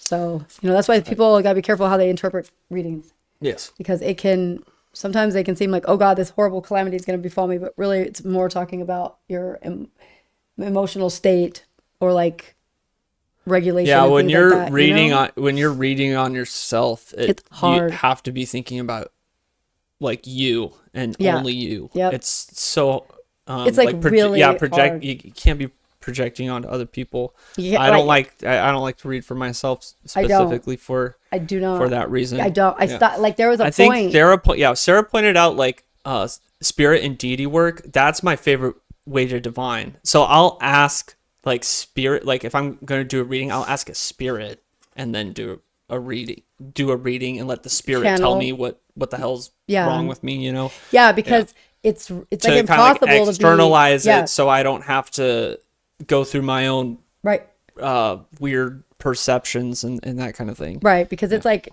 so that's why the best practice for tarot is to read for strangers, right? Because when you know somebody's situation, it's like, it's almost, you know, like it can be hard to get past what you already know. So that if that's the case for people you do know, then for yourself, it's almost impossible. Yes. Because you can't, like, how can you possibly get rid of those biases or like, you know, it's really hard. So doing a third person vibe like that is a great idea. You know, Cambrian alphabet was used by Celtic bards, but in my opinion, looks a lot like Phoenician alphabet. Yeah, if you can tie it to the Phoenician alphabet, you can use it magically. That's it's usually the best way to go. You said something earlier about lasers, right? Yes. You mentioned it. And I like that. I was like, the laser thing. So I gotta ask. Of lasers. I was thinking about lasers. I love lasers. Okay, you guys. I think I may have said this before on here. If I have, I'm sorry, but I'm saying it again. Does anybody here see the codes, right? Like the stuff? Yes. Because like that recently, I don't know if there's a new development on that, which is crazy. That guy that has the laser light, a refracted laser, then you can see, well, they have to take like the substances, right, to see it. But I don't need to take the substance. I see it, right? It's like the code, and it looks kind of like Phoenician. It looks like all the languages kind of together. I don't know. Does anybody else see that? My hot take, my theory, my mystical wizard intuition, or maybe it's just the Terrence McKenna in me thinks that the alphabets were pulled out of the mystical aether, right? Like so by intuitive, I see that. Like I literally can see that. And while we were doing the invocation, I was staring at this candle flame, and I could clearly see it around the flame. So I was like thinking maybe that might be a good place for people to start if they want to try to see it, because it's like it gives that diffuse light, right? Around it. Anyways, it's like this alphabet code situation that just in the space, in the air. Like I can see it sometimes depending on the light, right? No substance is needed. It's just my crazy mind. Yeah. Well, this guy on TikTok, Danny Goller, who I've spoken to many times about it, because I'm like, hey, I can do it without stuff. And so we've had discussions about that. He got contacted by the CIA, and they flew out and met with him. And he was able to he had an agent take the substance, and the agent saw it and wrote a report about it. And he said something I didn't know, which is crazy. He said that the code that you could see in the laser beam, if you put your hand in front of it, the code changed. Yeah. So that's crazy, right? Like, I think it's awesome, but I think the CIA is going to ruin it for us now. Chewy What's up, says, Chewy? "Oh, welcome, Waking Machine Spirit. elves, Thank you. Put the machine elves back where you got them, so help." Yeah, so I did have, like, back in my psychedelic days when I was a teenager, I did have a mescaline trip where I saw, like, symbols everywhere. Yeah, I always see that. They're like runes or something. That one sticks out. Yeah. So me a lot, okay, I have yeah. a theory about this too. Okay, so like when you're on that God molecule, right? That Yes. that substance. No matter what culture you come from, they see the same things, and machine elves are one of them, right? Okay, and like all these different like animal people, whatever it is. So the University of New Mexico is doing a psychonaut study on it right now, where they're drip feeding it so that they can sustain and map out the world of the DMT world, right? Yeah. And every psychonaut has reported the same exact stuff, like the same layout, everything, no matter what culture or religion they're from. Yeah. Okay, so like, so I'm like, okay, cool, that's interesting. I think it has to do with our ability to see the light spectrum, like, right? And so that substance shows to enhance the optic nerve so that it can take in more of the light spectrum than what humans normally see, right? And so, like, my theory is that shit's always around us. We just aren't programmed to see it. Yes. Right? Like, it's here on the same place as us. Just we can't interact with it because we can't see it. I think it's there all the time. And so, like, now that I said that and I put that out in writing, and like, so other people are like, wonder, and now they're looking at it, find that Datura, the God molecule, psilocybin, all those enhance the optic nerve and let the person see more of the visible or more of the light spectrum. So like basically that's kind of corroborating my theory. Like I think it's really cool. So I'm total nerd on this. Waking Spirit says, "I started my initiation into the planetary spheres. I was wondering if you had any advice for it. I started with Rufus Opus's book." Awesome. Now I know Rufus kind of in a troll manner says, "Why don't you invoke all 7 at the same time?" In that book, I think my best advice for it is take your time on each one. Yeah. Okay. Every initiation is going to take an extended period of time. It can last anywhere from 6 months to 2 years. Yeah. And you'll know when it's done. You will know. You will cross the threshold. You'll wake up one morning. It'll be different. Life will be different. It's like the world just looks different when you successfully go through one of these things. That being said, the method, he says to do Jupiter first in that book. Now, because if you successfully complete a Jupiter initiation, your life should get easier. Like when it should be more stable, right? When you successfully completed Jupiter initiation. We're talking about like a financial situation, home situation, job situation, like that kind of stuff. Yeah. That's what a successful Jupiter initiation looks like. And that's why Rufus recommends the Jupiter initiation, because he's basically saying if you start with that, you get all the material stuff in order, so you have the time and the stability in order to play around in the other spheres. However, I would say the classical way to do it is to do it in the order of the Chaldean spheres. And this is the order that you're going to do it in order to grow your powers as a wizard. Because so you need an initiation into the sphere of the moon in order to understand the secrets of Mercury.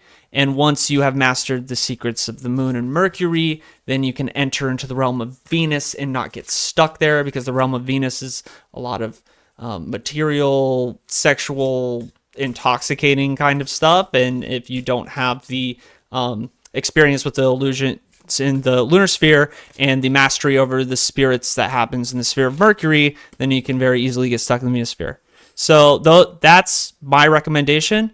I didn't do the Chaldean order. It wasn't until it was too late that I realized that, I probably should have done the Chaldean order. If I could go back and do it, I would do the Chaldean order, but I did start with the lunar initiation, and I do recommend that. I think the lunar initiation is the most important initiation that you will go through when initiating into the spheres, because it provides you with your clairvoyant skills. Yeah. And the end is in the beginning, and the beginning is the end. So in initiation to the lunar sphere, you get a taste of Saturn, right? And that taste of Saturn is incredibly important when you are walking through your initiations. Ooh, because yeah. the mastery and the taste of Saturn is what provides you with the faith and the strength in order to confront the spirits and the entities and the darkness that you are going to go through in your initiations. You need to have that fearlessness that you only get through that taste of Saturn, and that taste of Saturn happens in the lunar initiation. I think you're right too, because like if you start with the abundance one, right, with Jupiter, Yes. then you have all the abundance, and now the stuff that comes later that's more hardship based, Yeah. like is gonna suck more. Yeah. But if you're already like kind of in a spot anyway, it's better just work through the shit already, so that way when you get to Jupiter, you have more of an appreciation for it. Yeah. Right? I mean, Yeah. I don't know. For me, I like to work hard for things. I like it's like a payout at the end. I think, but I mean, my Jupiter initiation was the life-changing initiate. That at least my material life. That's when I moved up tax brackets and When was like that? all that kind of stuff. The Jupiter initiation. When did you That do was that? last January. When I yeah, did okay. it. Yeah, that's what I thought. Oh, That's yeah, when we got a house I and, changed like- economic classes. Is when I finished my Jupiter initiation. yeah, So- yeah. Definitely would recommend. It's great, man. It's Yeah, great. It's yeah. great. Taxes suck, but it is good. Yeah, It's exactly. good and nice to be abundant and to get to do. Yeah, it did actually. That worked for you really well. It's like now it's like I have all this time to dedicate to Yeah. magic, so I understand why Rufus recommends that. I 100% understand why he recommends it. So I mean, do it. One of the things that we were doing with Dr. Stone. So Dr. Stone isn't as much into the planetary initiations as we are, but she had in our work where we're confronting spirits, there was a certain gap that she had, a certain weakness that the spirits were able to get to. And so what we did there was we used her guardian, her HGA, to diagnose what sphere she needed to initiate into in order to get rid of that weakness. So if there are certain things in your life that are lacking or that are out of balance, then I would recommend initiating into that sphere first, right? Yeah. So she had a mother wound, so we went to the sphere of Venus for that, right? Like, let's say you have a let's say you're completely unstable. Let's say you don't have a career, like that kind of thing. Maybe a Jupiter initiation would be the first thing you want to address. You can either look at your astrological chart or you could diagnose it with spirit work, what planet you're supposed to go into. Yeah.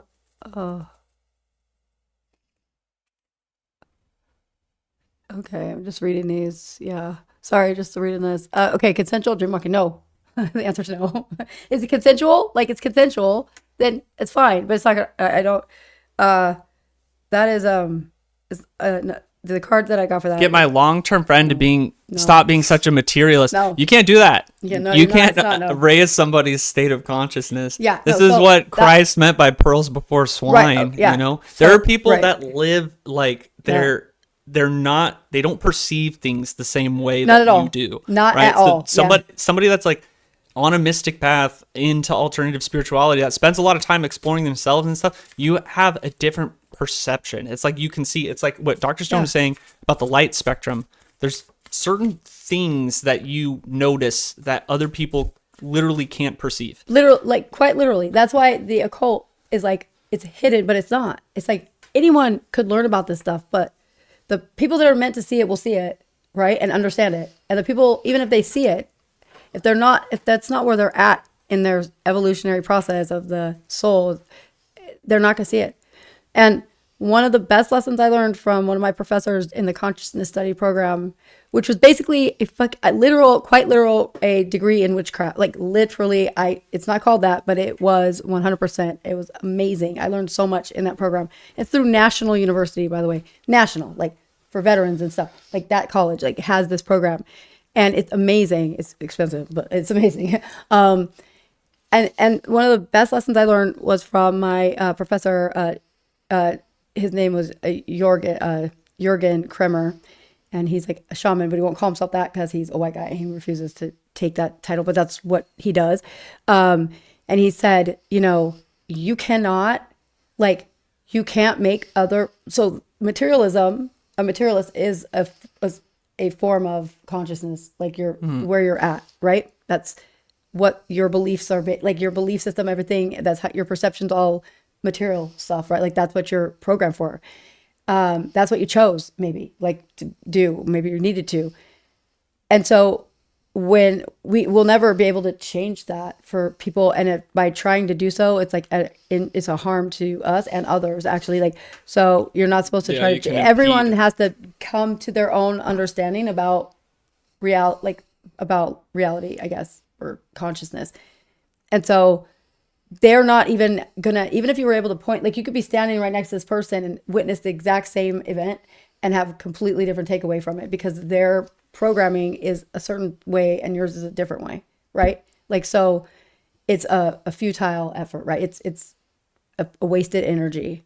So my professor said, you've got the best skill, one of the best skills you could have as a practitioner is to know when to not try to help somebody. Yeah. Like to know when to there's not say the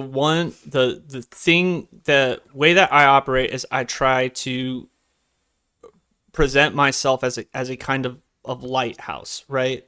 So if I focus on myself and my spiritual state and living a spiritual lifestyle, and then my life is following suit, right? I try to be an example of what living a spiritual lifestyle looks like, so that when people are ready and they think like, I want that, they think of me, and then they like, oh, I can go to Abammon and he can help me because he has what I'm looking for, right? And that's the rule. I can't preach, I can't convince anybody of anything, right? I just have to be there, and I have to be patient. And for some people, it is not their lifetime to do that. Mm-hmm. For some people, they haven't had the event that's going to transform them. Some people, they're not supposed to do this in this lifetime. Right. And there's other people that are so obstinate to it, right? Like, think of like all the people that are rabid anti-theists because they're mad that their parents forced them to go to church when they were kids. It's like, if you're going to be like try to convince somebody who's in a certain worldview of something, like if you go to somebody who's like a hard scientist and you're trying to convince them of the reality of magic, you are just putting more dirt in their mouth about magic, right? It's like spiral dynamics. Actually. Yeah. You're literally describing just like spiral let it dynamics. Be, just let it be, live a good life, and then that hard scientist can be like, that person believes in magic, which is goofy, but they're living an amazing life, so maybe there is something to it. Right. So like the doctor that I volunteer for, Dean Radin, he has the Institute of Noetic Science. He was running an experiment on magic. And it wasn't working, right? And he said, and I just had this, I remember as a kid, as a little boy, he was so fascinated by magic and like how he believed it as a kid. He believed that the illusions on stage, like I'm talking about stage magic at this point, right? That the illusions on stage were real, but like an illusion on stage is still magic. Like to a kid, that's magic. Like that's freaking moving stuff with your mind or whatever it is, right? So it's just because it's stage magic doesn't matter here, right? So he's saying that he believed in it and he was so awe-inspired by it that he had to learn how to do it. And then he realized it was not, these illusions were based in physics and stuff like that. But he was like, what if I just believe that this experiment will work? Will that change the outcome?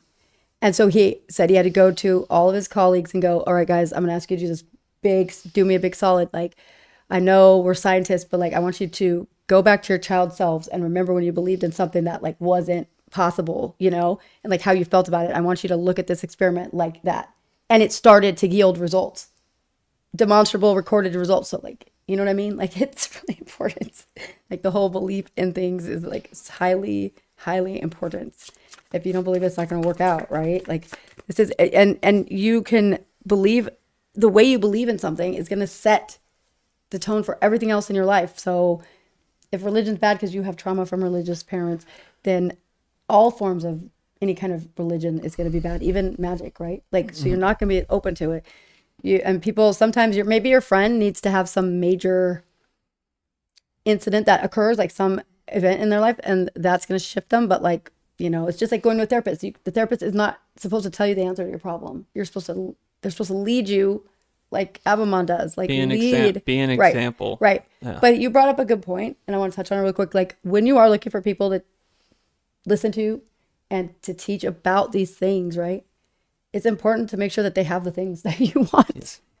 Like, We've gone over this I many know, times. but it's important in case anyone new is watching. Like, don't be following someone that's like broadcasting out of their, like, I don't know, their bicycle. You know what I'm saying? Like, if you want to have the things, like, make sure that the people you listen to follow. So Waking Spirit, sorry, I missed this comment. What comment? So I shouldn't do it the week map out he has. I should just take my time in each sphere. Yes. Do it. And there are going to be periods during, take your time and do it consistently. Every single week, get into contact with that spirit, with that sphere and that planet.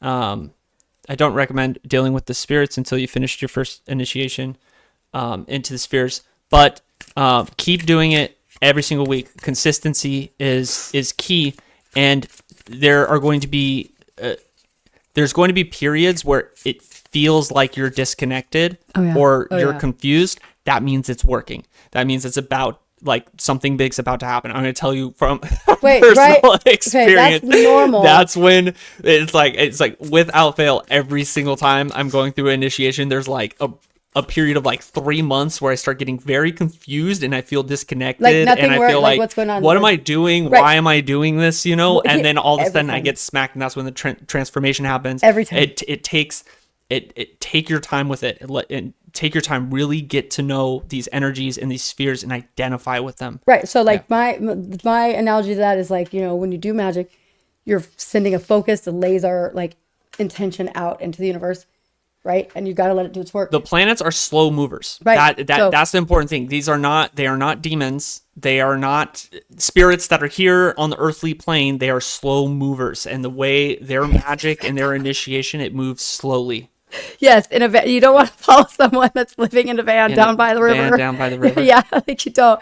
Like, that's exactly, I was trying to say it. Sarah, he claims that he is open to it, but feel like currently isn't emotionally open despite claiming to be. So, right, because he's a materialist. Like, when you try to tell somebody that's rooted in that about, like, kind of looking at another way, what they're hearing is not what you're saying. They're hearing, I got to ditch all material stuff. You know what I mean? Like, I got to just be about like they see, I think, more of an extreme, like living off the, living off the land, like just free, that's not what you're probably saying, but like, that's what somebody that's rooted in that is going to be thinking, is like that it's going to be a life of lack, right? Like, if it's materialism stuff, I don't know. Like, and then also if spirit, like if they're open to it, then you can give them the information. Right, but like that's all you could do. The best time to strike, with that kind of stuff is wait for the person to be in absolute desperation at rock bottom. All right, wait for, you're like, once they're at rock bottom, that's when it's like, so you're like, okay, I got the answer. Look, hey, by the way, so here's how it's gonna play out. Like, you could either listen to me, and the worst case scenario is that you're no worse off than you are now, or you could listen to me, and like best case scenario is that you're like way better off than you are now. So I mean, and it's free; it doesn't cost anything. Magic so, like, always works the best when you're suffering. It does. Oh man, it's always the most chaotic when you're suffering. Yeah, it's like, well, that's when I can really like let go. When I'm suffering, that's when I'm really like, let's just let go, let God, that kind of thing. Yeah. So I mean, look, a lot. It's hard. Like, okay, so try to put. This is. I always have to remember this. Most people don't have experiences where they see or witness or have any evidence or proof of any of this being real. Okay? That's the majority of people don't.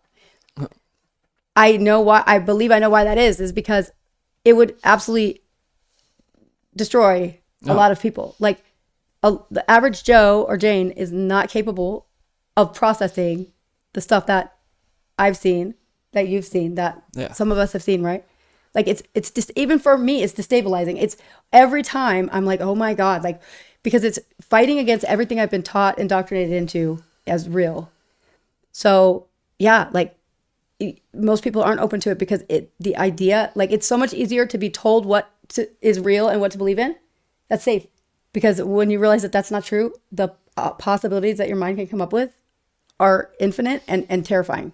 So like, and to think that that's real is destabilizing. So that, especially if it's on a spiritual level of like material, like if it's that, like that's something to be really careful about. You can actually, people can be traumatized by that, like by being forced into any kind of experimenting or experiencing of other. Does that make sense? You know what I mean? Yeah, just like it can be, you could drive someone into psychosis that way, right? Like, I mean, a lot of people, that happens with us, right? A lot of people go into psychosis when they start to experience real magic and stuff working, like seeing it in real life. Mm-hmm. Yeah. All right. So, yeah. I mean, so, I think unless you guys have any more questions, we're going to just close out with our little chest meditation, right? Mm-hmm. We're going to connect, build our noetic connection to this archetypal entity, the magician in the chest. Okay, the magician in the chest. We're going to be moving forward with it. Mm-hmm. Next week, we're going to get a little deeper into our chest.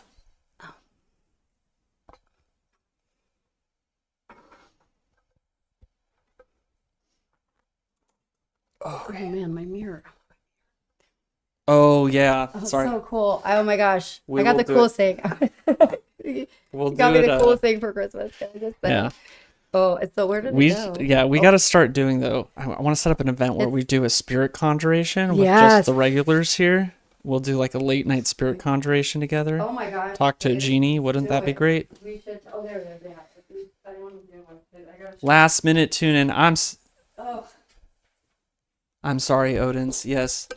Well, we are beginning our archetypal chess meditation. So Odin's Vault, if you want to download the entire session, we're going to noetically connect right now. Just get blasted with the gnosis, the symbols, right? So he got me this obsidian mirror for scrying. I've never seen one like this. It's so fantastic. It's amazing. I love it so much. So I'm going to put that there. So if they want to look into it. Yeah, if you want to gaze into the black mirror. The black mirror, we have been instructed by our magician that the black mirror is a great way to connect. Okay. Oh, see that? Look at that last comment. Yep. I was traumatized, forced initiation with an unqualified leader, so to speak. Took me for years to figure out where I stand was in the heel and to feel comfortable again with reaching out and magic. Oh my gosh, I am so sorry, Waking Spirit. Well, I will tell you that the independent initiation, especially through the spheres, now the spheres love you. The planets love you. They want the best for you, right? Now, you will struggle. You will go through turmoil, but it will feel right. It'll feel natural. Maybe after the fact, but it will feel right. Yes, you will struggle, but they want the best for you. To always trust in the process. You see, when we are going through an initiation, and I think we read this in one of our services, man, I always hate bringing him up because of the connotations of his politics, but Julius Evola talks about what happens in the initiation and the shepherds that stand on the mountains and watch as you go through the initiation. And when you are in the turbulence of the chaotic waters of the initiation, right? What happens in a riptide when you fight against the riptide? It drags you under into the chaos of the abyss where you die, where you surely will die. But the shepherds, they wait for the initiate to see what the initiate does in the turbulence of the chaotic waters. And the Mithraic initiate, the initiate that slays the bull, that conquers the bull, that emerges from rock, that emerges onto the opposite shore of the river, right? That is the initiate that knows to stay still and let the current and let the turbulence carry them to shore, right? And that is what we do in our initiations, right? So as you walk through this independent initiation, waking spirit, I advise that you find stillness and you find silence and you trust the planets because they want the best for you.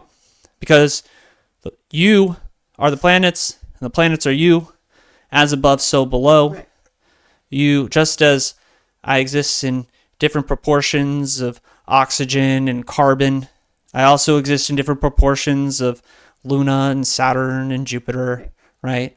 We are made of stardust, and we shall return to stardust, and all that good, I am. trippy Yeah. nonsense. It's true. So trust in the process, let it happen, and when you find yourself in chaos, remember to stay still and to stay silent. Yeah. Yep. Accept. I don't want to leave the realm of Venus. If that's wrong, then I don't want to be right. I feel you, my friend Chewy. I feel you. I'm glad. I feel you, glad it's Chewy. over. I love the realm of Venus, but that's how I get stuck. So, Yeah. you know. Anyways, so we are going to enter our chest meditation. Everybody sit back, relax, start breathing deeply as we enter into a relaxed state. So relaxed. It's been a great service, a great day with the sun, great Sunday, right? Yes. Great. We're going to breathe in deeply through our nose. And now we're going to let ourselves begin to enter into a deep, deep state of trance, state of hypnosis. I'm going to count from 5 to 1, 5 descending, 4, relaxed as you breathe in deeper, 3, calm, secure, safe, 2, approaching the threshold, and 1, deep sleep, deep, deep sleep. With your permission, when you hear me snap my fingers, say deep sleep, you will enter into a deep state of trance, a state of hypnosis. Here we are together again with our chest, the noetic connection approaching our archetypal entity, the magician. And now this magician is something that we can conjure up and we can utilize in our magic, something that helps enact our will in our spells, and something we can draw our magical power from. We're going to open up this chest. You notice the colors on it.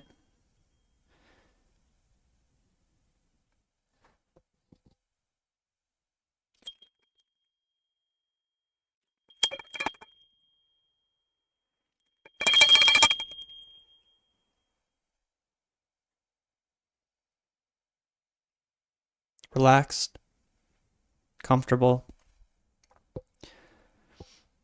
You're going to reach in the chest. You're going to notice the objects placed in there. You're going to hold them.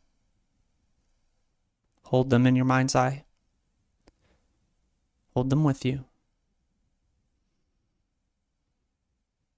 And you may notice that there's a key somewhere in the chest. This key is your key. It's for you to unlock the chest, to access this current, to access this energy, to access this archetypal entity, the magician. And when you are in meditation, you are in visualization, if you are in ritual, if you are casting spells, you're going to use this key to open up this chest and access the magician.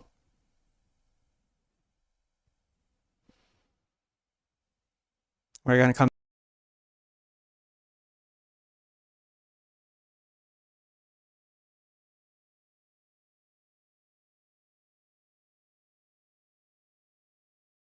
to 5. 1, floating back to the surface. 2, relaxed, safe, and comfortable. 3, refreshed, rejuvenated. 4, remembering the objects in the chest. 5, eyes open, wide awake. Welcome back. Eyes open, wide awake. Welcome back.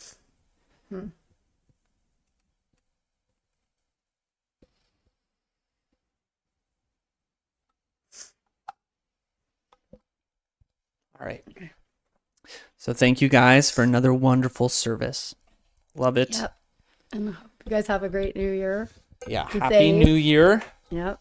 Be safe. Remember, this year's gonna be amazing. There's no options other than that. Yes. It's gonna be great. Everybody's gonna be doing stuff they love and living their best lives. So it is. Yeah. Mode B. Yeah. Mode So, B. Thank you guys for guys. lost sound. Awesome. Classic. Yeah. Okay, bye. Bye, guys.